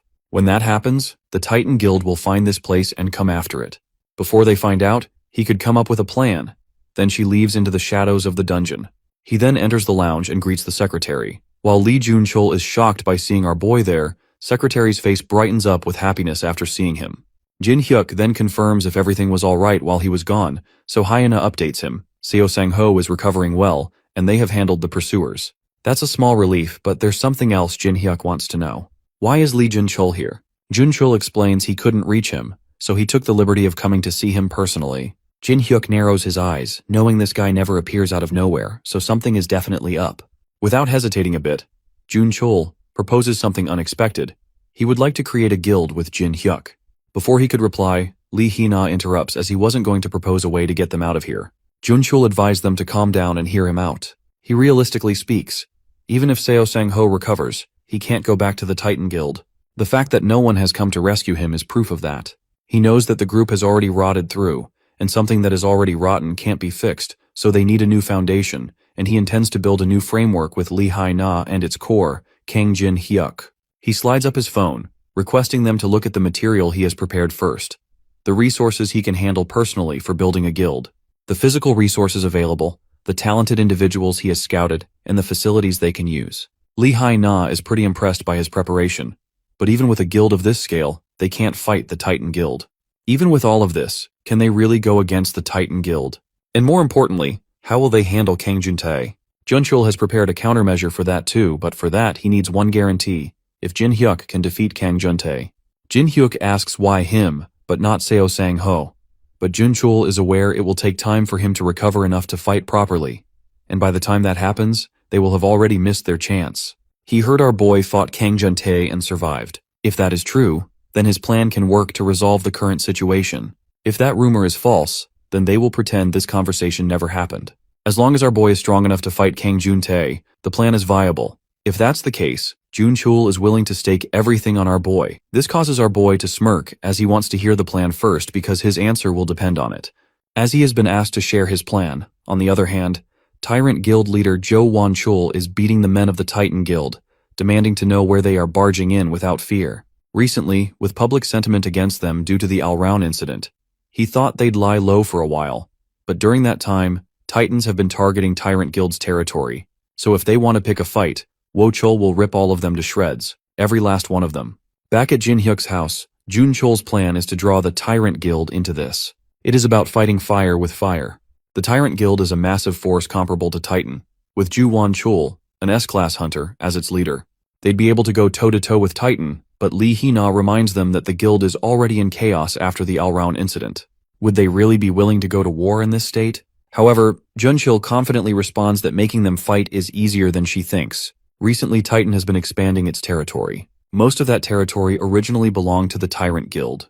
Of course, other guilds targeted it too, but Titan has gone overboard, so if they just give them a reason, the Tyrant Guild would strike Titan immediately. Lee Hai-na and our boy exchange glances, thinking to release their trump card. Meanwhile, Jun-chul is confused as he has no idea what is going on, so our boy brings up the Al-Raun incident with the Tyrant Guild. They are the ones who leaked the dark secrets. The dots finally connect, and now Jun-chul understands why Titan moved as if they already knew everything. Therefore, it is a strong enough excuse. Once the Tyrant Guild hears this, they will go after Titan right away. Then, as a third party, Jun-chul, Jin Hyuk, and Lee Hai-na will take advantage of the chaos between the two guilds to take out Titan's top brass, Han Young-suk, and Kang Jun-tae. That is the plan Jun-chul has devised. A smirk spreads across Jin Hyuk's face because he is definitely handling it for Jun-chul. It also means starting a new guild is confirmed. Drawing from mythology, Jin Hyuk decided to name it after the temple of the gods who overthrew the titans named Pantheon. Both Jun Chul and Lee Hyana like the name as the meaning fits well. Now they have to get going. There is no point in delaying anything. Jun Chul requests Secretary Lee to leak the information to Tyrant, and while she is at it, she needs to see if there is anyone in Titan who might defect to their side. Jun Chul himself decides to prepare the supplies they need, but there is something specific he needs Kang Jin Hyuk to handle. Guild leader Seo Sang-ho can't make any moves for the time being, even though the pursuit will likely stop once the two guilds clash. Is there any way to completely divert their attention for now? If that is the case, Jin Hyuk might have an idea. At the same time, at the residential area of Jin Hyuk, Titan Guild's men have located Lee Hina and Jin Hyuk. According to them, they are feeling towards Sector D. Meanwhile, Young Dae-yoon stands on a rooftop, overlooking the situation. Jin Hyuk acknowledges his efforts, thanking him for buying them some time. Dae-yoon, happy that he could help, brings up something Jin Hyuk mentioned earlier, the possibility of a rebellion within the Titan Guild. Curious, he asks for more details about it, so Jin Hyuk explains Han Young-sok tried to oust Seo Sang-ho, so that is why guild leader Seo is here. He asked for help, and Jin Hyuk granted it, which is why Titan's goons are frantically hunting them down. He informs Dae-yoon that he even almost got killed by Kang Juntae, which freaks Dae-yoon out, but Jin Hyuk assures him he can handle him now. But the actual reason Jin Hyuk called Dae-yoon here is to ask if he's willing to join the new guild they are forming. At the Tyrant Guild's Branch 3, Jo Won-chul receives the news that Titan Guild has not only killed Alron, but has also leaked the incident to the media. Jo Won-chul's assistant reveals Seo Sang-ho's secretary personally passed on the information. She even said she doesn't care anymore since he is leaving the guild anyway and just wants money. The report states that night, Titan infiltrated to steal the artifact. But when Alron died, they covered it up by leaking the story to the press. Hearing this, Jo Won-chul's body trembles in anger, and he clenches his fists and grits his teeth. Jo Won-chul won't just stand by and let things go their way. He orders his assistant to gather everyone who can be summoned right now, since it has come to this. The Tyrant Guild will be the one to strike first now, and from this moment on, the Tyrant Guild has officially declared war on the Titan Guild. At the Titan Guild's office, one of the goons bursts through the gate, breathing heavily, his chest rising and falling, the tension evident on his face. He informs Juntae and Han Young-suk about the Tyrant Guild, which has just invaded their territory. Young-suk wonders if they are trying to take revenge for losing their own area. The goon adds that it is not it. The guildmaster, Jo Won-chul, has personally led that attack, and on top of that, he has officially declared war against the Titans. Hearing this, Young-suk stands up in shock, his jaw dropping as his eyes widen in disbelief. He panics, demanding why he wasn't informed earlier. Without wasting a second, he urgently asks where Won-chul is, so the goon quickly informs him that their men have already been sent to stop him. At the same time, Won-chul is furious. He has been causing harm to all the men that come near him. To everybody's surprise, just with his bare hands he threw a bus, which scared the goon, and they stepped back. They try to surround him, but before they can react, he vanishes. In the blink of an eye, he reappears far away, his speed beyond their belief. All the men keep losing. The squad that is being sent is not returning, and it turns out they are all dead, making it hard to track Jo Won-chul's movements. In the office, Yeon-suk is freaking out, but Juntae smirks. He knew something was off as it was way too quiet, and there was no way Jo Won-chul would just take a beating without a fight. Seeing this behavior of Juntae, Yeon-suk angrily questions whether this is funny, frustrated because at this rate both of them end up dying. He suggests reporting this to the association and having them stop it. The goon hesitantly informs him that the association is already aware of the situation, but all they have done is broadcast a warning, so it seems like they have no intention of stepping in further. Juntae already knows they would never bother to stop a fight. This is a perfect chance for them to let the unruly big guilds weaken each other. Listening to all of this, Yeon-suk orders him to change the approach and request intervention from the association, saying that civilians could get hurt. The goon narrows his face, apologizing and revealing that it won't work either. At the residential area of District 9, announcements are being made about the battle between the Titan and Tyrant Guild. Residents in the surrounding areas are advised to evacuate to a safe location. The guild members are not caring about any civilians, as they just want to fight. Knowing the situation is extremely serious, Jin Hyuk arrives at the site. Witnessing a small child crying as her mother is stuck in a car injured, she is about to be attacked, but Jin Hyuk saves her. Jin Hyuk suggests Lee Hai not evacuate these people to a safe place and inform all guild members that protecting civilians is the top priority. The news has been broadcast about the guild Pantheon's first mission, which is to protect civilians at all costs. When the news about the new guild is heard, Yeon-suk wonders whose guild this is, as he never heard of that before. Juntae assumes some unknown guild is trying to use this chance to make a name for themselves, as there are plenty of mid-tier guilds that would jump at the chance. But more importantly, they need to deal with the tyrants. But suddenly Yeon-suk asks him to wait, claiming, the ones protecting the civilians, they seem connected to Seo Sang-ho or Jin Hyuk.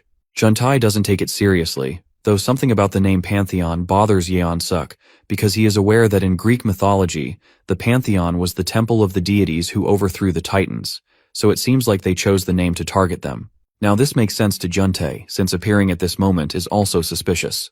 The tyrants' declaration of war and their sudden attack, the timing and everything, are too perfect. Therefore they have realized that Seo Sang-ho or Jin Hyuk must have been backing Tyrant from the shadows. Instantly, he gets a call. One of his men informs him of the path movement of Jo Won-chul. Judging by his current trajectory, he seems to be heading straight for their guild headquarters. Yeon-suk's expression darkens. He informs Juntae about this news. Since it has come to this, they decide to settle things once and for all, and he confirms with Juntae whether he can take down Won-chul. Juntae's eyes are filled with rage and something that cannot be explained, but he guarantees Yeon-suk that Won-chul is walking right into his own grave, and this place will be his tomb. As the battle of Tyrant and Titan Guild continues, the members of the Tyrant Guild realize that the members of the Titan Guild are pretty weak, but there are just too many of them. The Titan Guild members play their dirty game by casting fire spells, which creates panic among the civilians, though Jun-chul assures that his hunters will protect them, and they should take this chance and evacuate over here. Once they arrive, they should be safe. If they ever find themselves caught in a guild war today, his guild will always be there to help, so he requests them to remember the guild that stands for the people. Pantheon. All the civilians look at him confusingly, because even in the extremely serious state, this guy is promoting the guild. At the same time, Hyung-il informs Jun-chul an association officer has arrived. The association officer confirms from Jun-chul if he is the same guy who helped evacuate the civilians and expresses his gratitude. They avoided a major disaster, though he assures them to take it from here. However, the officer is shocked to witness a guild that actually cares about the civilians and asks the name of the guild. Jun-chul feels honored that the association thinks that way and reveals that they are a newly formed guild called Pantheon. Jun-chul knows, firstly, the association showed up late and now tries to smooth things over with empty words. Still, they somewhat achieved their goal to give the guild a good public image among civilians, and now, even the association sees them in a positive light. Jun-chul and Hyung-il have done their part. The rest is up to Guildmaster Kang Jin-hyuk. Afterward, Hyung-il, Jun-chul, and Lee Hyun meets Jin-hyuk, he explains. Since this is a war between two guilds, the scale will be massive, and because they are fighting the city, civilians will definitely get caught up in it. So for now, Pantheon Guild's first priority is to protect civilians and establish a positive image for themselves. Jun-chul promises. As he said, they are doing their best to protect the civilians, but fundamentally, they need a way to end the war itself. That being said, Jin-hyuk assures him not to worry about that part, and calls his Dae-yoon for the update on Jo Won-chul's movements. As expected, Jo Won-chul is heading straight for the Titan Guild, so Jin-hyuk decides to get going. Out of curiosity, the women then questions about the need to track Won-chul's movements. In response, our boy elaborates if that piece of work and Kang Jun-tae fight in the city, the damage will be unbelievable, and one of them will definitely die. My guy intends to take the both of them down at once. Hyena stuns, her mind raced with questions. Is he serious right now? She knows he has got stronger, but taking on two S-hunters alone is hard. Jin-hyuk then takes his leave and reminds his guild members to focus on keeping the civilians safe. Hyena knows right now they just need to trust him, do their part, and hope for him to come back safely. At the Titan's base, Won-chul studies building. Meanwhile, the goons notice him and try contacting the control room immediately. As they are informed that Jo Won-chul has appeared at the main gate and request for urgent backup, they are both sent crashing to the ground as Won-chul forcefully pushes them. He tells them he has no interest in dealing with small fries and gives them an opportunity to live if they call their guildmaster right now. The guy quickly informs the control room to contact the guildmaster, but also ends up getting beaten by Won-chul. Receiving this news, Yeon-suk understands Won-chul has actually stormed all the way here. Though Juntae never thought he'd walk right into his own death and guarantees to bring the head of the tyrant guildmaster to Yeon-suk as a gift. The news is going countrywide about the war that has erupted between the major guilds in the middle of the city. To prevent civilian casualties, the police and the Hunter Association have issued a regional lockdown, restricting traffic and sealing off the battle zones. Additionally, the Hunter Association is operating shelters for residents in the affected areas. If someone is in designated areas, they should evacuate immediately according to the association's guidance. At the same time, Wan Chul has been knocking out the small fries, announcing Titan has already fallen, and these weaklings are supposed to be the elite forces guarding the main base. The guards decided to retreat for now as they can't hold out against an S-rank hunter, but one of the guards orders them to hold the line no matter what until the new guildmaster arrives. After a few minutes, all the guys collapsed on the ground. Wan Chul huffs, wondering if Seo Sung-ho has changed a lot. His subordinates are dying left and right, and he hasn't shown his face. He screams to call Seo Sung-ho, but surprisingly, Juntae rushes towards him, demanding to know who gave him the permission to run wild. Seeing him, Wan Chul is stunned and asks what he is doing here. Therefore, Juntae reveals he is the new guildmaster now, and that is exactly when he pushes him. This revelation is confusing for Wan Chul, so he asks about Sang-ho. Without giving a direct answer, Juntae smirks and suggests asking this to Sang-ho on his own when he meets him in the afterlife. Wan Chul replies reluctantly, Jugae is the one who will be heading to the afterlife today. Provoked, Juntae laughs maniacally, mocking him for bluffing as they both charge forward to clash. When Yeon Suk comes out of the building, he is shocked to witness all his guild members lying lifeless on the ground, proposing to call clerics to heal them, but they have all been deployed to other battles, so it is difficult right now. Every branch is engaged in war, so there was no other choice. Not just the clerics, every last remaining soldier in the main base was also deployed. Yeon Suk tries to connect the dots. Now that the troops have been spread out in the various branches, Wan Chul has attacked alone. The timing is too perfect. Wan Chul planned this from the start. The war was actually just a distraction. His real goal was to storm the main base alone and end everything. Normally, such a reckless plan wouldn't even be possible, but an S-rank's power makes the impossible a reality. In the end, the winner of this war will be decided by the battle between Juntae and Wan Chul, the class of 2 S-ranks. At the dungeon, inside the boss room, Lucia tries to understand stuff she has been analyzing for days. If she can just decipher this magic circle, she should be able to return to her original dimension. Though realization hits her, once she won't be in this place, she won't get to eat snacks anymore. However, her thoughts quickly shift to Jin Hyuk, who has been gone for quite some time. She wonders if he's okay but reassures herself that he's probably fine. After all, that guy Jin Hyuk is now probably stronger than those so-called S-rank hunters. The battle is pretty intense. An intense blue aura launches a devastating energy attack by Wan Chul. Juntae unleashes a force to block that forceful attack that surges forward at incredible speed. Both of them struggle for dominance. Juntae soars through the air with their weapon to slice Wan Chul's head in half. A shimmering protective shield is already created by a spell to protect himself. To break the barrier, Juntae hits the weapon on the ground, causing a massive explosion and debris flying in all directions. Far away, Jin Hyuk approaches the battlefield. When Jin Hyuk arrives at the location, he is saddened to see them fighting without a single thought for the city or its people. The city is being torn apart, not by monsters or some great terrorists, but by the selfish actions of hunters who definitely have long forgotten their duty. They say an S-rank's power is like a natural disaster. Seeing all the destruction, Jin Hyuk finally understands what that really means. In the past, he wouldn't have even dared to step in. These warriors are powerful, unable to defend, but now it is different. Right now, with the power of divine energy being with him, he can take both of them down. Meanwhile, Juntae and Wan Chul's fight continues. As they both clash their weapons, they hear a voice ordering them to stay right there, nice and close. Before they could react, Jin Hyuk attacks them both, which makes them stumble backward. Wan Chul stands at the corner, his gaze darting towards the newcomer, wondering who this guy is, while Jin Hyuk mockingly greets Juntae. Juntae recalls he is the same guy who got beaten up and ran away. Still, Wan Chul is studying Jin Hyuk and this energy that is coming out from him. The energy radiating from him is unlike anything he had encountered before. It is hard for him to figure out if he is an A rank or S rank. He questions himself if there are hunters like these in Korea. Whereas, when Jin's gaze shifts towards Wan Chul, he recognizes him. The same scumbag who sacrificed countless women to Al-Raun.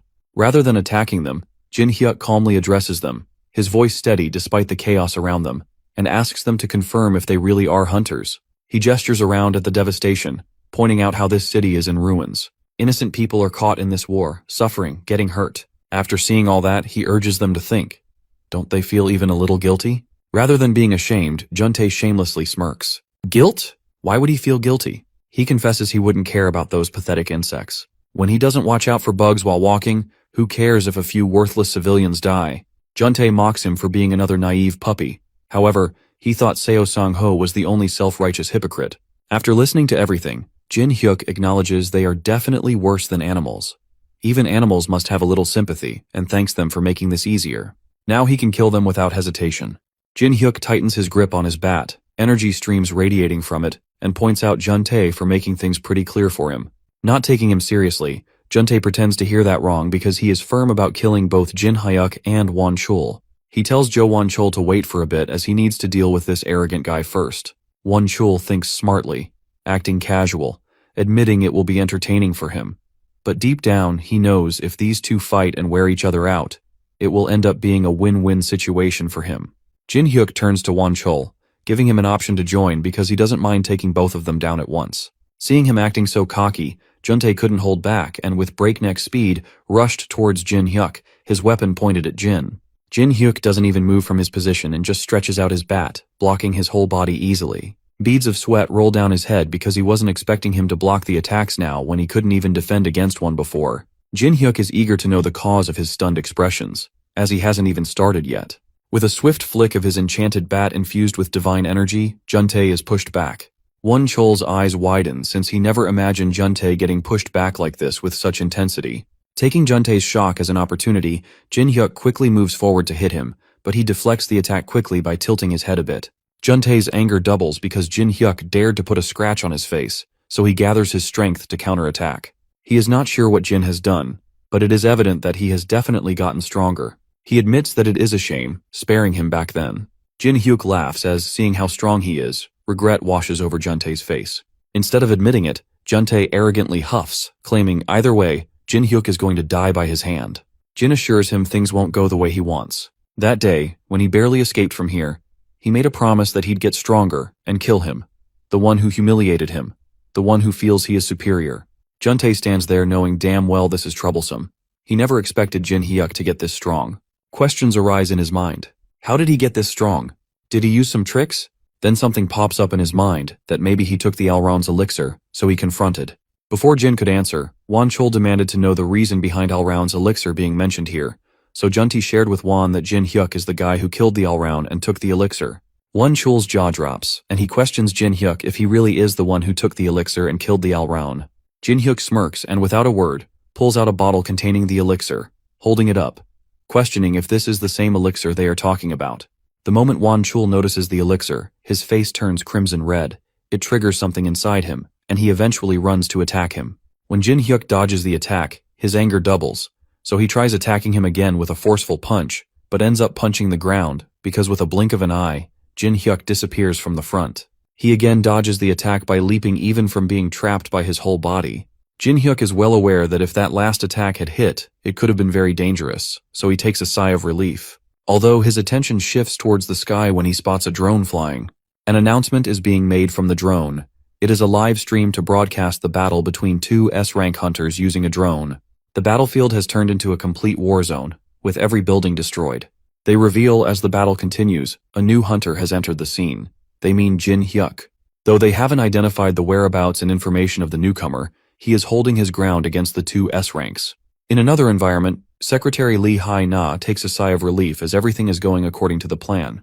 It looks like the media has arrived safely at the scene. With this, the stage is set exactly how they wanted. Juntae can't believe his eyes as he watches our boy effortlessly dodging the attacks of the tyrant's guildmaster. Not just that, his counterattacks are even more powerful, and he is landing every single one of them. He starts to wonder what he did to get this strong. Meanwhile, Won Chul is getting his ass kicked by a teenager. After getting thrown to the ground, he gets up and asks him if he is really going easy on him. This makes him even furious as he thinks that the kid is looking down on him. He screams, asking Juntae to stay out of the fight since it's going to be him who takes our boy down. With all his strength, he charges forward and mentions that things are going to be different from now on. However, this seems to be all cope as he continues getting destroyed, still can't land a single hit. Jin Hyuk pushes him back with his bare fists and says that things look the same to him. Without giving him any break, he steps forward and hits him with his bat, and the guy barely manages to block it. At the same time, Juntae appears from behind, trying to catch our boy with a sneak attack. Unfortunately for him, Jin Hyuk is several levels ahead of him, so he simply blocks using his bat without even looking at him. The impact is so strong that it literally shatters his spear into pieces. He starts to panic as he watches the MC coming at him and falls down with just the shockwave of his bat swings. Not seeing any other way out of this, Won Chul suggests teaming up even though they were just fighting each other minutes earlier. The guy suggests making an alliance until they defeat Jin Hyuk. Juntae still doesn't seem to trust him, so he threatens to kill him if he backstabs him during their alliance. Wancheol shouts at him to fall into position, as they both might have a chance against our boy if they combine their strengths. Meanwhile, the news reporter mentions that the identities of the two S-rank hunters fighting in the war have been revealed. However, they still don't know anything about the hunter who just joined their fight. Moreover, they haven't heard anything from the guildmaster of the Titan Guild. Just as the reporter mentions this, we see Seo Sangho slowly opening his eyes in his room. Immediately after waking up, the first thing he does is to get dressed. Bro cares more about his guild's aura than his own health. After getting ready, he looks for Hyena and wonders where she is. Meanwhile, she gets a call while she is on her way to the battle zone. She is shocked to hear that he is finally awake and puts him on speed on everything that's going on. Seo Sangho asks her where she is, and she tells him that she is headed to the war zone, explaining that Jin Hyuk formed a new guild, and she is now a part of it. All of this is too much for the guildmaster to handle, so he decides to contact Jin Hyuk directly and ask him about it. However, Hyena tells him that it's not possible since the MC is literally fighting two S-rank hunters as they speak. Hearing this, Seo Sangho gets up from his seat, knowing that the kid can't fight two S-ranks no matter how strong he is. He asks her for the location and says that he is going there himself. Hyena is a bit hesitant as she is worried about his health, but he tells her that it all happened because of him. As the guildmaster, he can't just sit back and relax while they continue to fight. She finally agrees and sends him the location of the fight. Even though she is worried about his health, she knows that she has to trust his decision, since he is the only one who might be able to stop it. Hyena thinks to herself that this isn't the time to hesitate, and she needs to do what's required of her. Meanwhile, Juntae is trying his best to land a single hit on our boy, but he gets brutally outclassed. Jin Hyuk is reading him like a book and blocking all of his attacks without any effort. As the fight gets intense, the shockwaves from their attacks start traveling even further. While the MC seems distracted with Juntae, the other S-rank charges at him from behind, trying to finish the job. However, our boy is just too smart for them, so he quickly jumps up, making them both almost hit each other. Seeing that his partner is exhausted, Wancheol asks him to drink a mana potion while he holds the kid off. Juntae is a bit annoyed that he has to work with him, but he knows that he is right, so he takes out a mana potion and starts to drink it. He thinks that they might be able to take him out if they pour all of their mana into a single attack. As he recovers, the other S-rank hunter seems to be struggling a bit, handling the MC alone. While grabbing his fist, Jin Hyuk looks at him coldly and asks him why he isn't killing him to get the elixir for himself. He even mocks him, asking him to put in a bit more effort.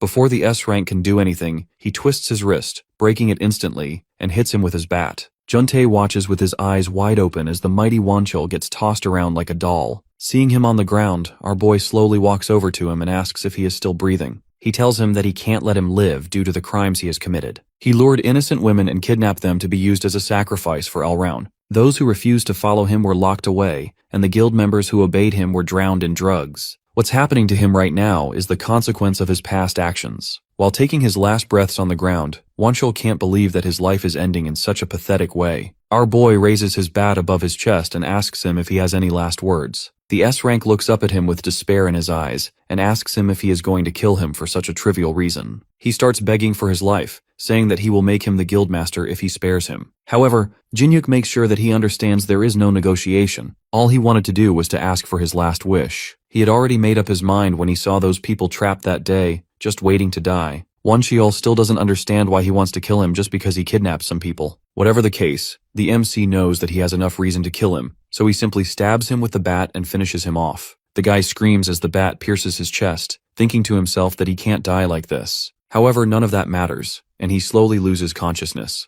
After he dies, our boy makes sure to remind him to apologize to all the people he killed in the afterlife. Meanwhile, Juntae watches in horror, wondering if he should take this opportunity to strike Jin Hyuk while he's distracted. Nevertheless, the fear in his eyes reveals he no longer believes he can win. The only thing he can think about is running, but it's too late for that. Jin Hyuk notices him trying to escape and throws his bat directly at him, asking where he is trying to go. The bat flies at him with the speed of a bullet, and the S-rank barely manages to deflect it. He tries playing it cool and says that he is not running. Instead, he is just letting him off the hook this time. The guy believes that he is faster than the MC, so he can easily outrun him. Unfortunately, for him, this is not the case as our boy immediately catches up to him and tells him that he doesn't need to hold back. At the same time, Seo Sangho and Hyena reach the destroyed buildings. She takes him to the location and mentions that he will reach the battle zone once he passes it. Before he leaves, she asks him to consider one last time, but the guy has already made up his mind. He tells her that he can't leave everything to Jin Hyuk, so he must help him. Hyena suggests that he recover a bit,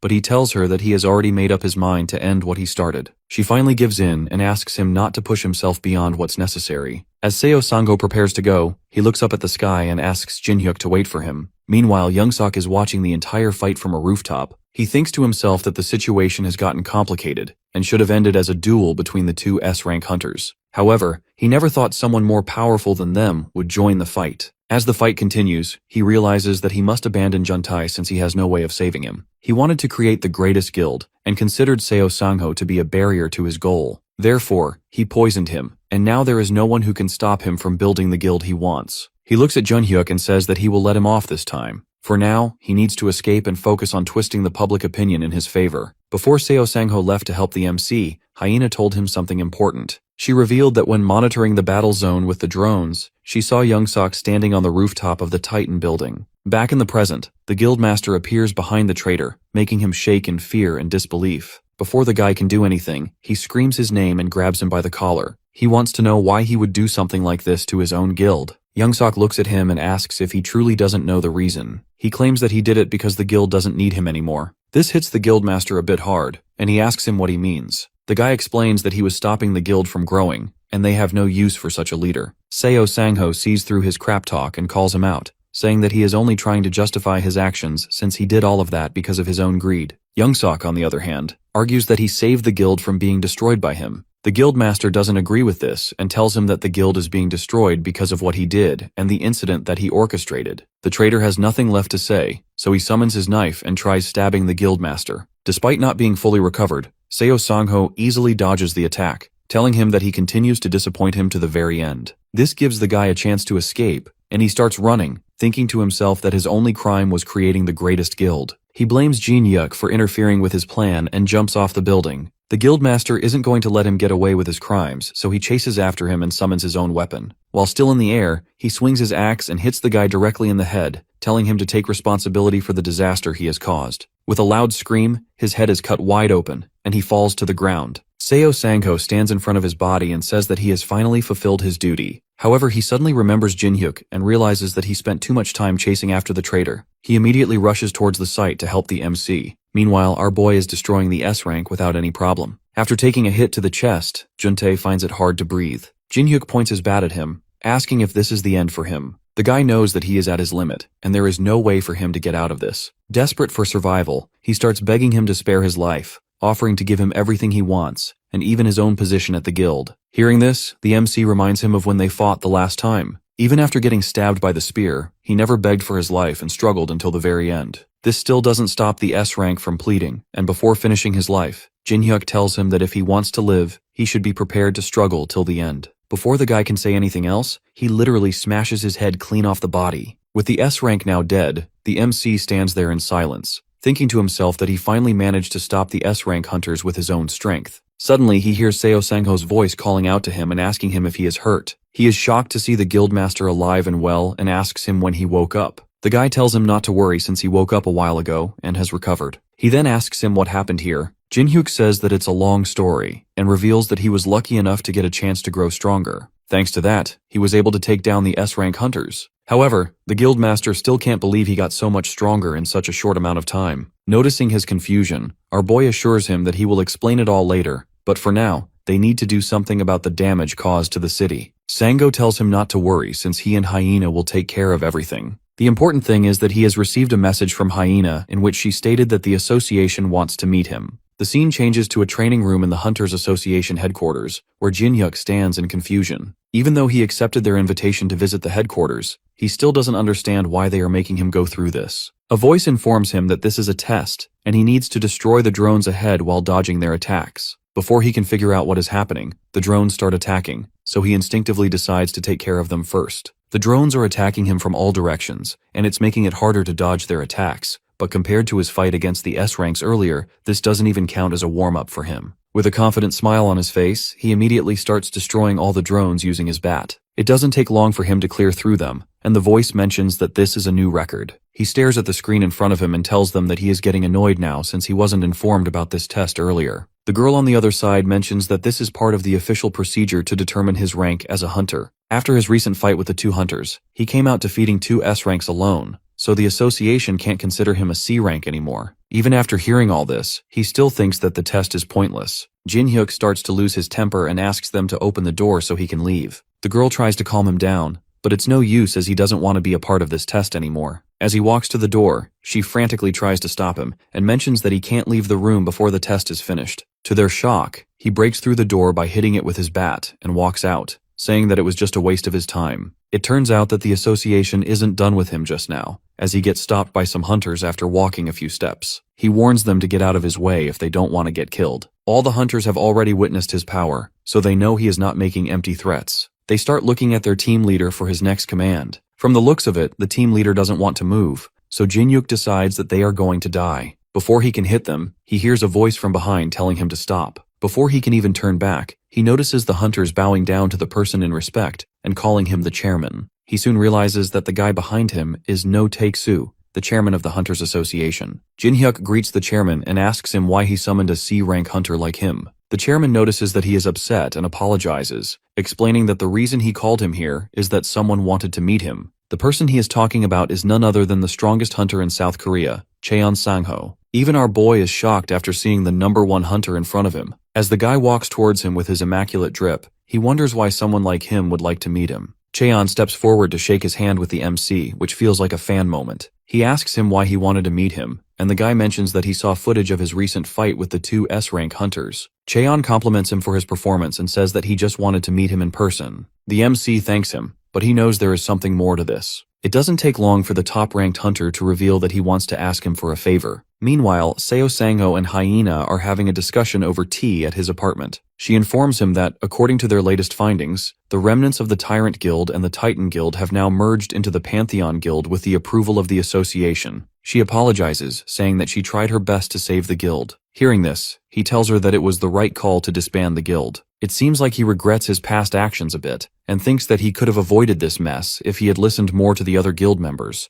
With this, he announces his retirement from the hunting business. Hyena hands him a contract form and says that it will be a waste for him to retire now. After taking a look at the contract, he realizes that it's a registration form for the Pantheon Guild. She tells him that their guild needs someone like him, and that's also what their guild master believes. Hearing this, he asks her if she is already part of the guild. She winks at him and confirms that she now works for the Pantheon Guild. Meanwhile, Jin-hyuk and Cheon are standing face to face, prepared for a duel. He finds this entire situation weird since he was initially thrown into a test room, and now the strongest hunter in the country wants to fight him. The chairman and the girl are watching this fight live on their screen. She can't believe that Cheon actually came to the HQ of his own will since he is rarely even seen in public. The chairman reveals that he met the hunter earlier, and after he saw Jin-hyuk's fight with the two hunters, he said that he finally found someone he could fight beside, or maybe someone who could rival him. As the MC asks him why they are fighting, the top hunter mentions that he isn't sure himself. In any case, our boy isn't going to back down from a challenge, so he is ready to fight.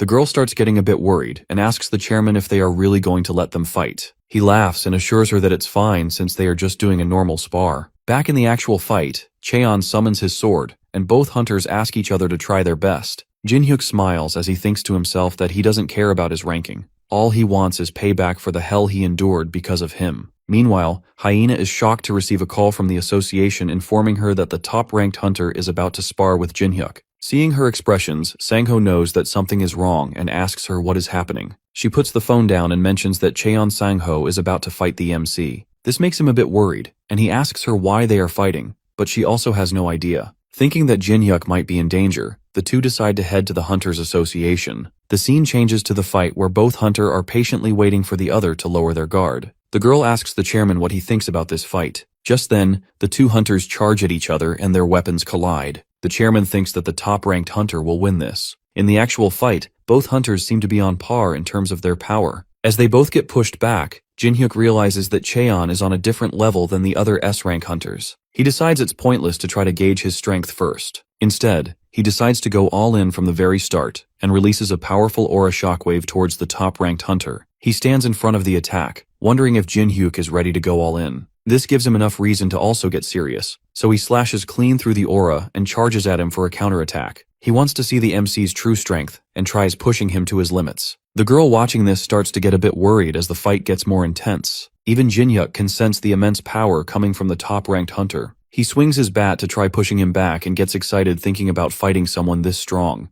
This might give him a chance to test his own limits. However, to his surprise, Cheon tells him that they can't go any further. As he wonders what the guy means, the top-ranked hunter announces that he is lost. This makes Jin-hyuk even more confused, and he asks him what he is talking about. Even the chairman is shocked since this is his first time seeing him admit defeat. He asks him why he is ending the spar so suddenly. Cheon raises his sword and reveals that if he continues this fight, it might not hold any longer. Just as he says this, his sword suddenly breaks into pieces. With this, the chairman announces the end of the duel and officially makes Jin-hyuk an S-rank hunter. It doesn't take long for this news to break out, and his fight with the two S-rank hunters is shown all over media channels. They also reveal that he defeated the country's top-ranked hunter in a duel and call him in for an interview. While being questioned about the defeat, he admits that it's true and says that Jin-hyuk will undoubtedly become the face of the Korean hunter world. Meanwhile, the MC is a bit disappointed that the duel ended this fast since he wanted to fight a bit longer. As he is walking away from the association, Cheon calls him out and congratulates him on officially becoming an S-class hunter. Our boy thanks him and says that he is grateful for the interview he did for him, but he wants to know why he did it. The top-ranked player explains that he just wanted comrades to fight alongside him, and this was a way to make the association aware of his strength. As he begins to leave, Jin-hyuk stops him and tells him not to hold back when fighting him the next time. He knows that the sword he used during the duel was a fake. As the two walk away, he thinks to himself that Cheon was definitely going easy on him and even used a cheap sword. This makes him wonder if he was helping him so the association would recognize his strength. In any case, it's thanks to him that he has realized that he is still not strong enough. Later, he heads to the parking lot where Hyena's car screeches to a stop. She jumps out, clearly worried, and rushes to check on him. Sang-ho gets out too, just as concerned. She says she couldn't believe what she heard about the spar. The previous guildmaster is also mad that the association called it just a sparring match, but they had thrown him against the strongest hunter in the country. He even suggests filing a complaint, but Jin-hyuk stays calm and says he isn't upset. In fact, he learned a lot. Fighting Cheon reminded him of the intense pressure he once felt at the Dragon Temple. He suggests they return to the guild and talk things over. That evening, he finally feels relaxed for the first time in a long while. He reflects on how rare it is to feel at peace. The constant fighting has kept him on edge, but now he can finally breathe. Just then, he gets a call from Junshul, the guild manager. The guy asks if he's okay after the fight with Cheon and reminds him not to overdo it. Strength is important, but so is staying alive since he is the guild master. The MC appreciates the concern and promises to take care of himself. He changes the topic and asks how the guild is doing. Junshul gives good news, informing him that they've officially taken over the Titan and Tyrant Guild's assets, which were once their biggest rivals. They've also opened new hunting zones that are buzzing with activity. These new areas are helping the guild grow stronger and protect its territory from other guilds. He invites Jin-hyuk to visit soon, and he agrees. After the call, our boy sits quietly, exhausted. He wants to rest, but he knows he has responsibilities. Instead of relaxing, he decides to go to a dungeon and catch up with Cheon. He stops by the dwarf craftsman's workshop to ask for help. The dwarf isn't too happy to see him, complaining that he only shows up when he needs something. Jin-hyuk apologizes and says he needs his weapon upgraded. The dwarf complains that he always disappears when he's sent on errands, making him unreliable. The MC explains he had his reasons and promises to make it up to him. When he tells the dwarf about the spar with Cheon, the dwarf gets furious and grabs his weapon. He demands to know if Jin-hyuk lost while using the bat he crafted. He's clearly offended. Still, instead of refusing, the dwarf says he is lucky since he's been wanting to try out a new technique anyway. He tries to thank him, but the dwarf cuts him off, saying he's not doing it out of kindness. He just wants to prove himself as a craftsman. As Jin-hyuk leaves, he starts thinking about Lucia, as he hasn't seen her in a while. He realizes she might have the answer to something that's been bothering him. Feeling hopeful, he heads deeper into the dungeon to find her. But as he walks, he feels like he's forgetting something important, though he can't figure out what. When he finally finds Lucia, she's furious. She almost punches him, demanding to know why he came without bringing anything. Instead of answering, Jin-hyuk says he was looking for her and asks if she's really been in the dungeon all this time. Lucia confirms it and says that she's been working on a magic circle, which is her only hope of returning to her world. She's made some progress, which catches his attention. He asks if she'll be able to go back soon. Lucia sighs and says it's not that simple. She's tested her dimensional magic a few times. Everything seems to go perfectly. She follows all the steps and it feels like the spell works, but nothing actually happens. Even though the magic feels right, the result is always the same. Nothing. She's confident it should work, but doesn't understand why it isn't. While she is saying all this, a strange portal starts to open in Jin-hyuk's fridge. The next morning, our boy makes his way to the local supermarket and buys some snacks for Lucia so she won't complain next time. While he is leaving, the cashier stops him and asks if he is Guildmaster Kang Jin-hyuk. With a confused expression, he confirms it, which makes the girl excited. She tells him that she is a huge fan and asks him for a photo. Suddenly, he notices other people taking photos of him too. Not trying to make the situation worse, he quickly apologizes and runs out of the store. While making his way back to the cave, he realizes that he is more well known than he thought. The dwarf finally shows him his new weapon and claims that it's on a whole different level than the previous one. As Jin-hyuk grabs the bat, he starts to feel it absorbing his mana. This makes him wonder if there is a fault with the bat, but the dwarf guy takes it as an insult and smacks him on the face. He reminds him of the Alraun ore that he purified last time and explains that he used it for the enhancement. Normally, ore from monsters carries the traits of that specific monster. In Alraun's case, the trait should have been the absorption of life. However, thanks to his purification, it changed to the absorption of mana. Since it's draining his mana, it means that the weapon is working perfectly. Still, Jin-hyuk is a bit worried about the bat draining all of his mana, but the dwarf assures him that it will stop after a certain amount. Suddenly, the bat stops absorbing his mana, which means that it is at its maximum capacity. The dwarf tells him that he can use the mana stored inside whenever he wants. To test it out, our boy aims the bat directly at a statue in front of him and swings it in the air, causing it to release a powerful shockwave of mana. The dwarf is a bit impressed that he was able to use it this well on his first try. Jin-hyuk thanks him for the enhancement, but the old guy doesn't want his thanks. He only wants some booze. As the two of them talk, the dwarf asks him where he is going today. He mentions that he is going to see Lucia for a bit. Hearing her name, it becomes apparent that the dwarf doesn't like her. This makes our boy curious, and he asks him why he can't seem to get along with her. The old man makes a serious expression and says that it's a long story. The only reason they are tolerating each other is that they have no other choice. However, dwarves and elves have been at war for as long as he can remember. He claims that the elves sold their people to the dragons, which comes as a shocking revelation to Jin-hyuk. He finally realizes the depth of the beef between the two races. Later, when he meets Lucia, she screams at him as usual, asking him where he has been. He asks her why she called him to the temple when she is always in the boss's room. Instead of answering him, she simply asks him to look around him and says that the entrance temple has suddenly disappeared. Jin-hyuk looks around in confusion and notices that it's actually missing. She believes that it vanished before he cleared the dragon's trial, and during one of her recent investigations, she found a dimensional teleportation magic circle. This one is even more advanced than the one that Mage was using in the boss room. Lucia looks at him and asks if he knows what this all means. Our boy catches on quickly and says that if they study the magic circle, he might be able to go back to his original dimension. However, there is still a problem since she can't activate the circle alone, even if they manage to complete it. In other words, he needs to learn magic from her to help her with the activation. Jin-hyuk asks her again to confirm if she is suggesting that he learn magic from her. She tells him that it's correct since the magic circle requires a lot of mana, and she can't activate it using her mana alone. Even with his help, she isn't sure if they will be able to activate it. Our boy starts thinking about ways to provide the magic circle with a massive amount of mana, and suddenly remembers that his bat can work perfectly in this case since it stores mana. He tells her to try using it. She is a bit hesitant at first, but changes her mind when he shows her the mana leaking out of the bat. He explains that the old man upgraded his bat, and it can now store mana. Even though he has no idea how much mana is stored in the weapon, it might still be useful to activate the circle. However, when Lucia tries to touch the bat, she experiences a huge shock. Even the MC is a bit confused until he remembers that the dwarf engraved a binding effect on the weapon, so no one else can use it except him. This means that they can't really use the bat, and the only option left for them is to teach him magic. She tells him that from now on, he will be her student. His first lesson begins at his apartment, and she even gives him some homework while eating his snacks. The process wasn't as easy as he expected, and he had to memorize a huge amount of magical knowledge. Moreover, he needs to learn how to control the flow of mana and to use all that knowledge to activate the magic circle. After days of learning, he finally managed to grasp the theory of magic. Just as he starts feeling good, she brings him back to reality by telling him that these were just the basics. His real lessons are about to begin now. She starts going through the study material with him and shows him her research notes on the magic circle that was in the boss's room. According to her, the reason the magic circle failed was because the mage modified the original circle to handle all the mana on his own,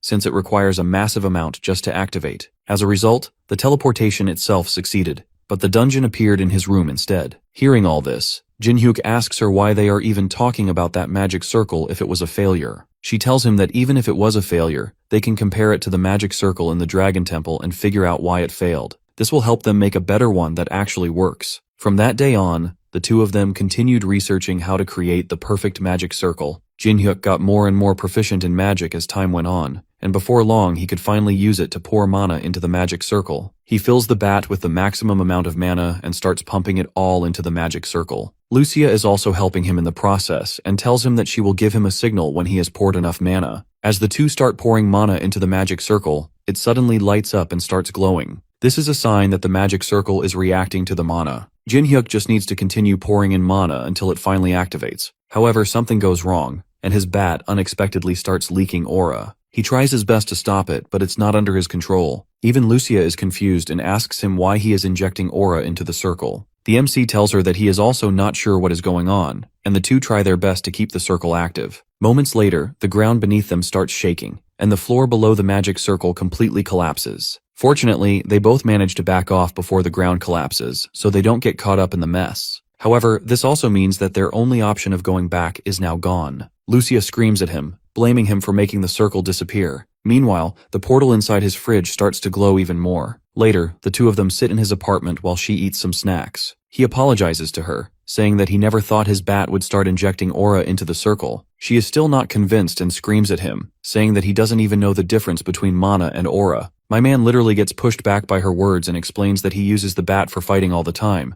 so he might have accidentally converted the mana into aura. By this time, she has calmed down a bit, so she admits that it's also her fault for not checking before they began the activation. Still, it means that they've lost their chance to get back, which weighs quite heavily on the MC. He assures her that he will find a way to fix this and asks if she needs anything. Hearing this, she screams at him to bring her the tastiest and the sweetest stuff he has. My man rushes to the fridge and asks if she wants some cake. However, as soon as he opens the fridge, he feels an intense wave of cold air coming out. This is not normal for a fridge, so he calls her to check it out. When she finally walks over, they both witness a completely new world beyond the fridge door. She smiles as she realizes that the magic circle didn't fail after all. The snowy landscape they are seeing right now is the result of that magic circle. Moreover, from the mana she is sensing, Lucia believes that this is the dimension she used to live in. Even though she has no idea how the portal opened inside the fridge, she suggests going inside to investigate. Jin-hyuk agrees and tells her that he just needs to deal with some stuff first. He immediately calls Jun-chul, who is the co-founder of his guild, and asks him if he can come to his place. At the same time, he invited Hyena to join them too. When they finally arrive, he explains to them that he is temporarily going away in order to train. After fighting Cheon, he realized that he was still not good enough. Hearing this, the co-founder asks him if he has figured out a way to get even stronger. He tells him that he is not certain yet,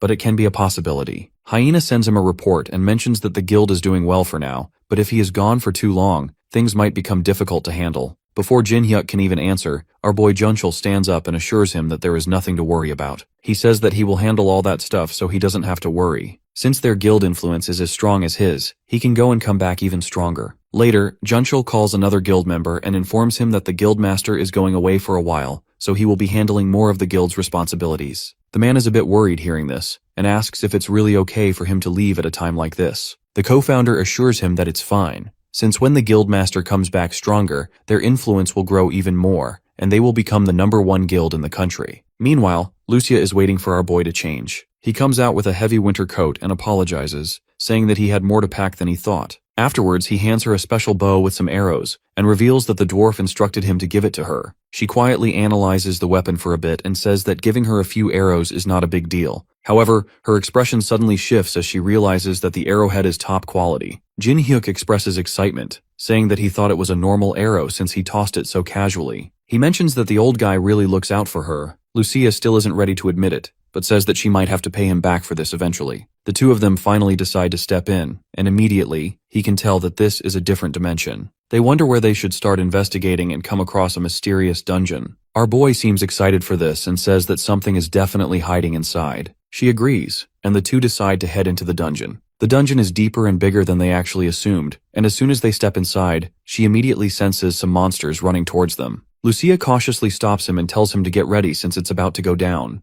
It doesn't take long for the monsters to appear, and they turn out to be yetis. The monsters fiercely jump towards them, and she asks our boy if he can handle them. With a confident smile, he assures her that he has it under control. He summons his bat and claims that he can take them out with his eyes closed. She finds it amusing and tells him that he talks too big. The two of them start clearing off the monsters without much problem, with the MC attacking them head-on and Lucia supporting him from the back. As the battle continues, she starts to realize just how good the arrows are. Jin-hyuk is also feeling himself, so he decides to end it in one final blow. At the same time, the dragon god gets a message that the apostle has crossed dimensions. He listens to the dragon while sitting on his chair and announces that he will meet the apostle soon. The dragon still doesn't understand why he gave the rank of apostle to a human like him instead of a noble dragonkin. Hearing this, the dragon god reveals that he did it because of the man's destiny. He was born to bring ruin to the world. A fierce battle erupts between Jinhyuk and the monstrous creatures. Our boy launches himself into the air and prepares to end the fight swiftly. Without hesitation, he strikes down with his bat like a bolt of lightning. The weapon crashes into the creature's skull, killing it instantly. Breathing heavily, he opens his inventory and reads the name of the monster,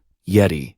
This name surprises him, as he doesn't recall seeing such a creature before. Lucia soon approaches and reacts sharply when she hears the word Yeti. She explains that Yetis are known to live in packs in the mountains. If the creature he just killed was indeed a Yeti, then they needed to leave the cave immediately. Jinhyuk, confused by her urgency, questions the sudden need to escape. She warns him that killing a single Yeti usually triggers the entire pack to attack in retaliation, and when they do, their strength is overwhelming and merciless. Before they can discuss further, a blizzard suddenly roars through the tunnel, and monstrous howls echo from the shadows. Realizing the danger, he asks her why she didn't mention this earlier, but she admits she only just remembered. With no time for arguments, she urges him to run. As they flee, the icy floor begins to crack beneath their feet. Despite the danger, he glances back at the advancing creatures and questions whether running is even necessary. From his perspective, the Yetis don't seem particularly strong. Lucia, however, explains that the risk isn't just from the monsters themselves. The structure of the cave is fragile, and any battle here could cause the ice to collapse, killing everyone inside. Suddenly, he comes to a stop. Lucia, alarmed, demands to know why he's halting in such a dangerous place. He replies calmly that he has a tool that might help.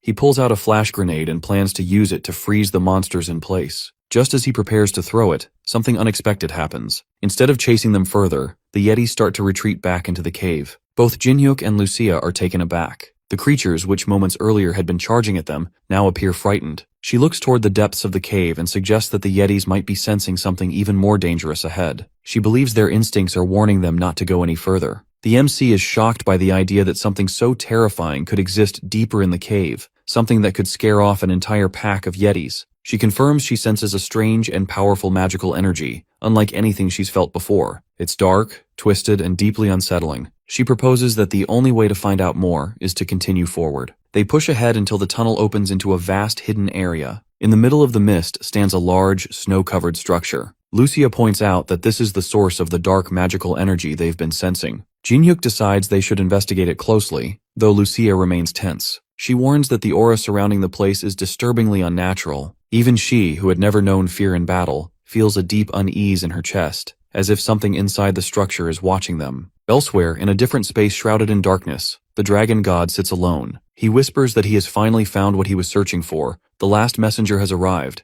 and now it's time to wait for what's to come. Meanwhile, the two of them start moving towards the temple. It's really cold, and the place feels tense, like something dangerous is up ahead. As they move further in, they see a man standing silently in the distance. Jinhyuk feels that something is off about him, and Lucia warns that the man has dark energy coming from him. He wonders if the man is still human, and suggests they try talking to him. But she quickly says no and mentions that she has never felt this kind of mana before. Right then, the man starts to speak. His voice is rough, and he says he didn't expect anyone to come here. He asks if they were sent by him. Jinhyuk replies that they just came to investigate because they sensed ominous mana and asks the man who he is. The man suddenly gets angry and yells that intruders can't be allowed to leave after seeing this place. The atmosphere becomes heavy. Lucia tells him to step back quickly. She suddenly remembers who this man is and explains that he's actually a dragon. The area around them shifts, and the man transforms into a huge red dragon right in front of them. The dragon says they've entered a sacred place and must pay the price. She gets ready to fight and says she's dealt with dragons before. The MC is shocked and tries to process what just happened,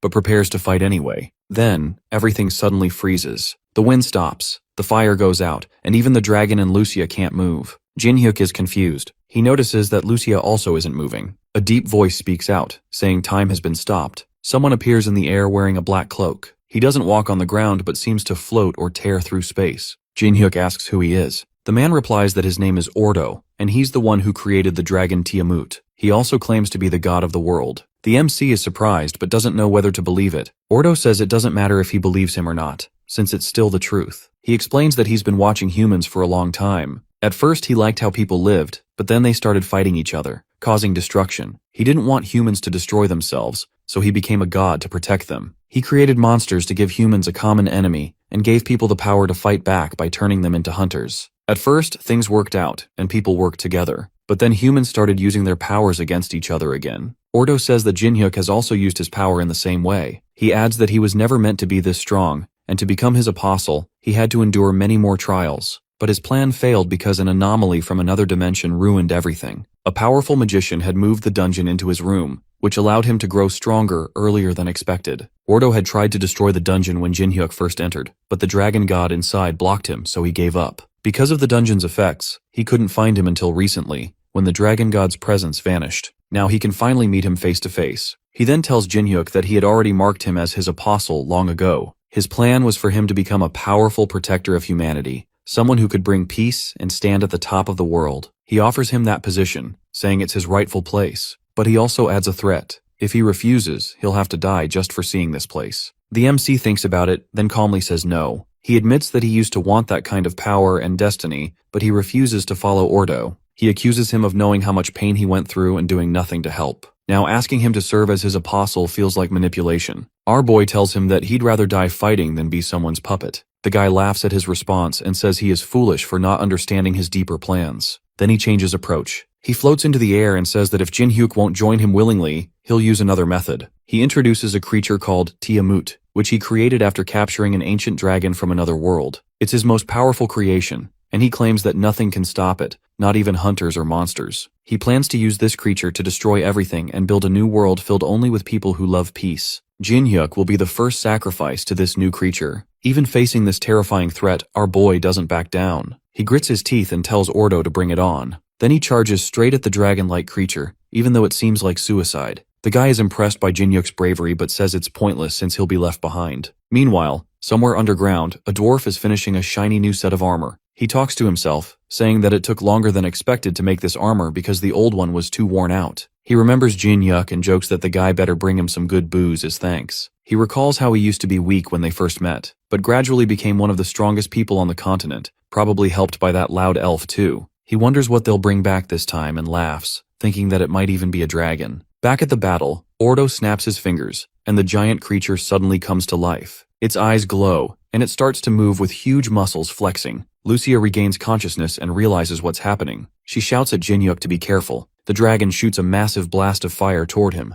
The MC tries to dodge, but it's too fast, and he ends up getting swallowed by the dragon. Lucia is shocked and screams in despair. Ordo smiles coldly and mocks him for making a dramatic speech only to be taken out so quickly. But then, a voice growls from inside the dragon's mouth. He is still alive. He starts forcing the dragon's jaws open from the inside, using pure strength. The dragon roars in pain. Lucia is overwhelmed with relief and asks if he's okay. Jinhyuk says, of course, and tells her that he can't let someone like Ordo destroy the world. No matter what it takes, he'll stop him. The guy just laughs as he finds it amusing and says that he wants to see how long he can hold on. However, he mentions that the only thing he will feel at the end is overwhelming despair. Meanwhile, Hyena gets a call from the co-founder of the guild, and he informs her that the association has issued a mandatory summons. She asks in confusion why it's happening, but he mentions that he doesn't know the exact reason. Dungeons are appearing all across the city, including their own jurisdiction. For this reason, they are asking for their cooperation. Hearing this, she tells him that she will notify the other guild members immediately. After she puts down the phone, Sangho asks her what is going on. She reveals that a huge number of gates have appeared in Region 9, which interestingly lies close to Jinhyuk's house. While all this is happening, our boy is trapped in the mouth of Tiamut the dragon. Lucia is worried since he might burn to death if he doesn't come out quickly. The MC struggles to get out, but the dragon is too strong, so he can't push its mouth open. Suddenly, the elf shoots an arrow that hits it directly in the head. The dragon screams in pain and opens its mouth, which gives our boy enough time to escape.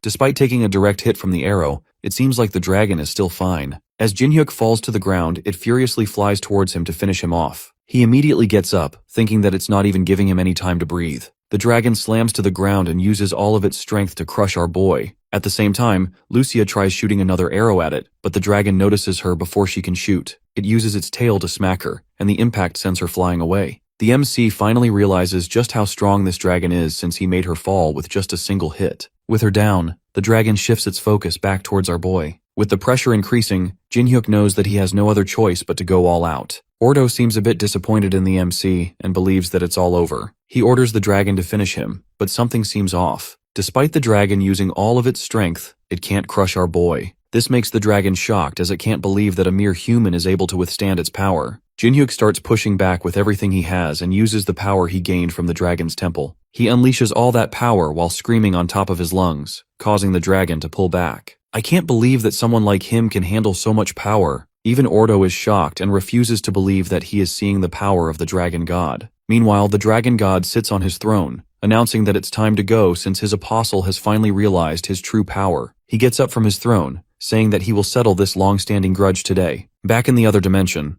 Ordo can already feel the energy shifting, and he knows that this is a sign of the dragon god's arrival. Even Jinhyuk feels strange since he didn't expect the power of the dragon god to be this strong. Moreover, he can see the mark of the dragon on his wrist. Ordo also notices the symbol from above and wonders if the dragon god has really made him his apostle. He knows that he has to finish this before the dragon god arrives, so he orders the dragon to kill him immediately. Tiamut obeys his command and sends a massive wave of fire towards our boy. Surprisingly, the fire, which felt dangerous a minute ago, doesn't scare him at all. He is at a level where he thinks he can easily beat the dragon. Suddenly, he hears a voice telling him to stop. For a moment, it seems like time itself has stopped. Jinhyuk thinks that Ordo is behind this, so he screams at him, asking if he has something else to say to him. The guy is also confused and tells him that he never stopped time. At the same time, he hears the dragon god asking him why it's so hard to find him. His eyes open wide as he finally realizes that the dragon god is here. Ordo didn't expect him to show up this quickly. The MC also looks up to notice the elder flying above and asks him what he is doing here. The dragon god turns to Ordo and asks him how dare he kidnap a dragon that was like his own child. Apparently, he had kidnapped his dragon and turned it into this monster called Tiamut.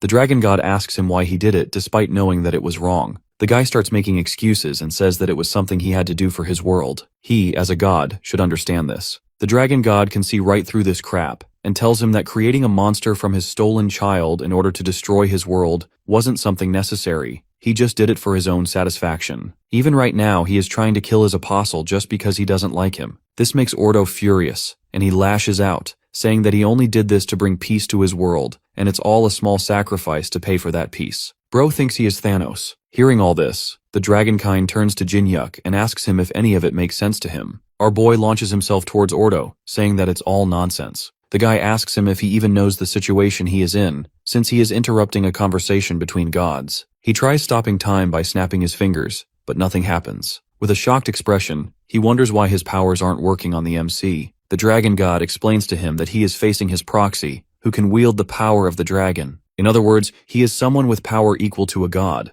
It is now time for him to be defeated by the very human he looked down upon. Without wasting a second, our boy starts swinging at him with his bat. Ordo manages to block his attack, but his insane power quickly overwhelms him. Jinhyuk screams at him, saying that they don't need a god who wants to destroy their world, and throws him to the ground. The guy falls down with a massive explosion and smoke covering the entire area. Our boy opens his eyes to find himself in a different plane in space. He sees Ordo standing in front of him, telling him not to be worried. Seeking some answers, our boy asks him what he is trying to do. The guy explains that he just altered the dimensions since he wanted to talk. He admits that he lost the fight and mentions that getting hit by him changed his entire perception. It made him realize that being a god doesn't mean that he knows everything perfectly. Therefore, he's decided to stop what he was planning before and instead make himself in charge of the entire world. As his body starts disappearing, he tells the MC that he will be overseeing everything from on, and mentions that he has to prove himself wrong. Jinhyuk isn't so sure that he can handle all that responsibility, but Ordo has made his decision. He makes him the new manager of the world, and our boy goes back to the other dimension.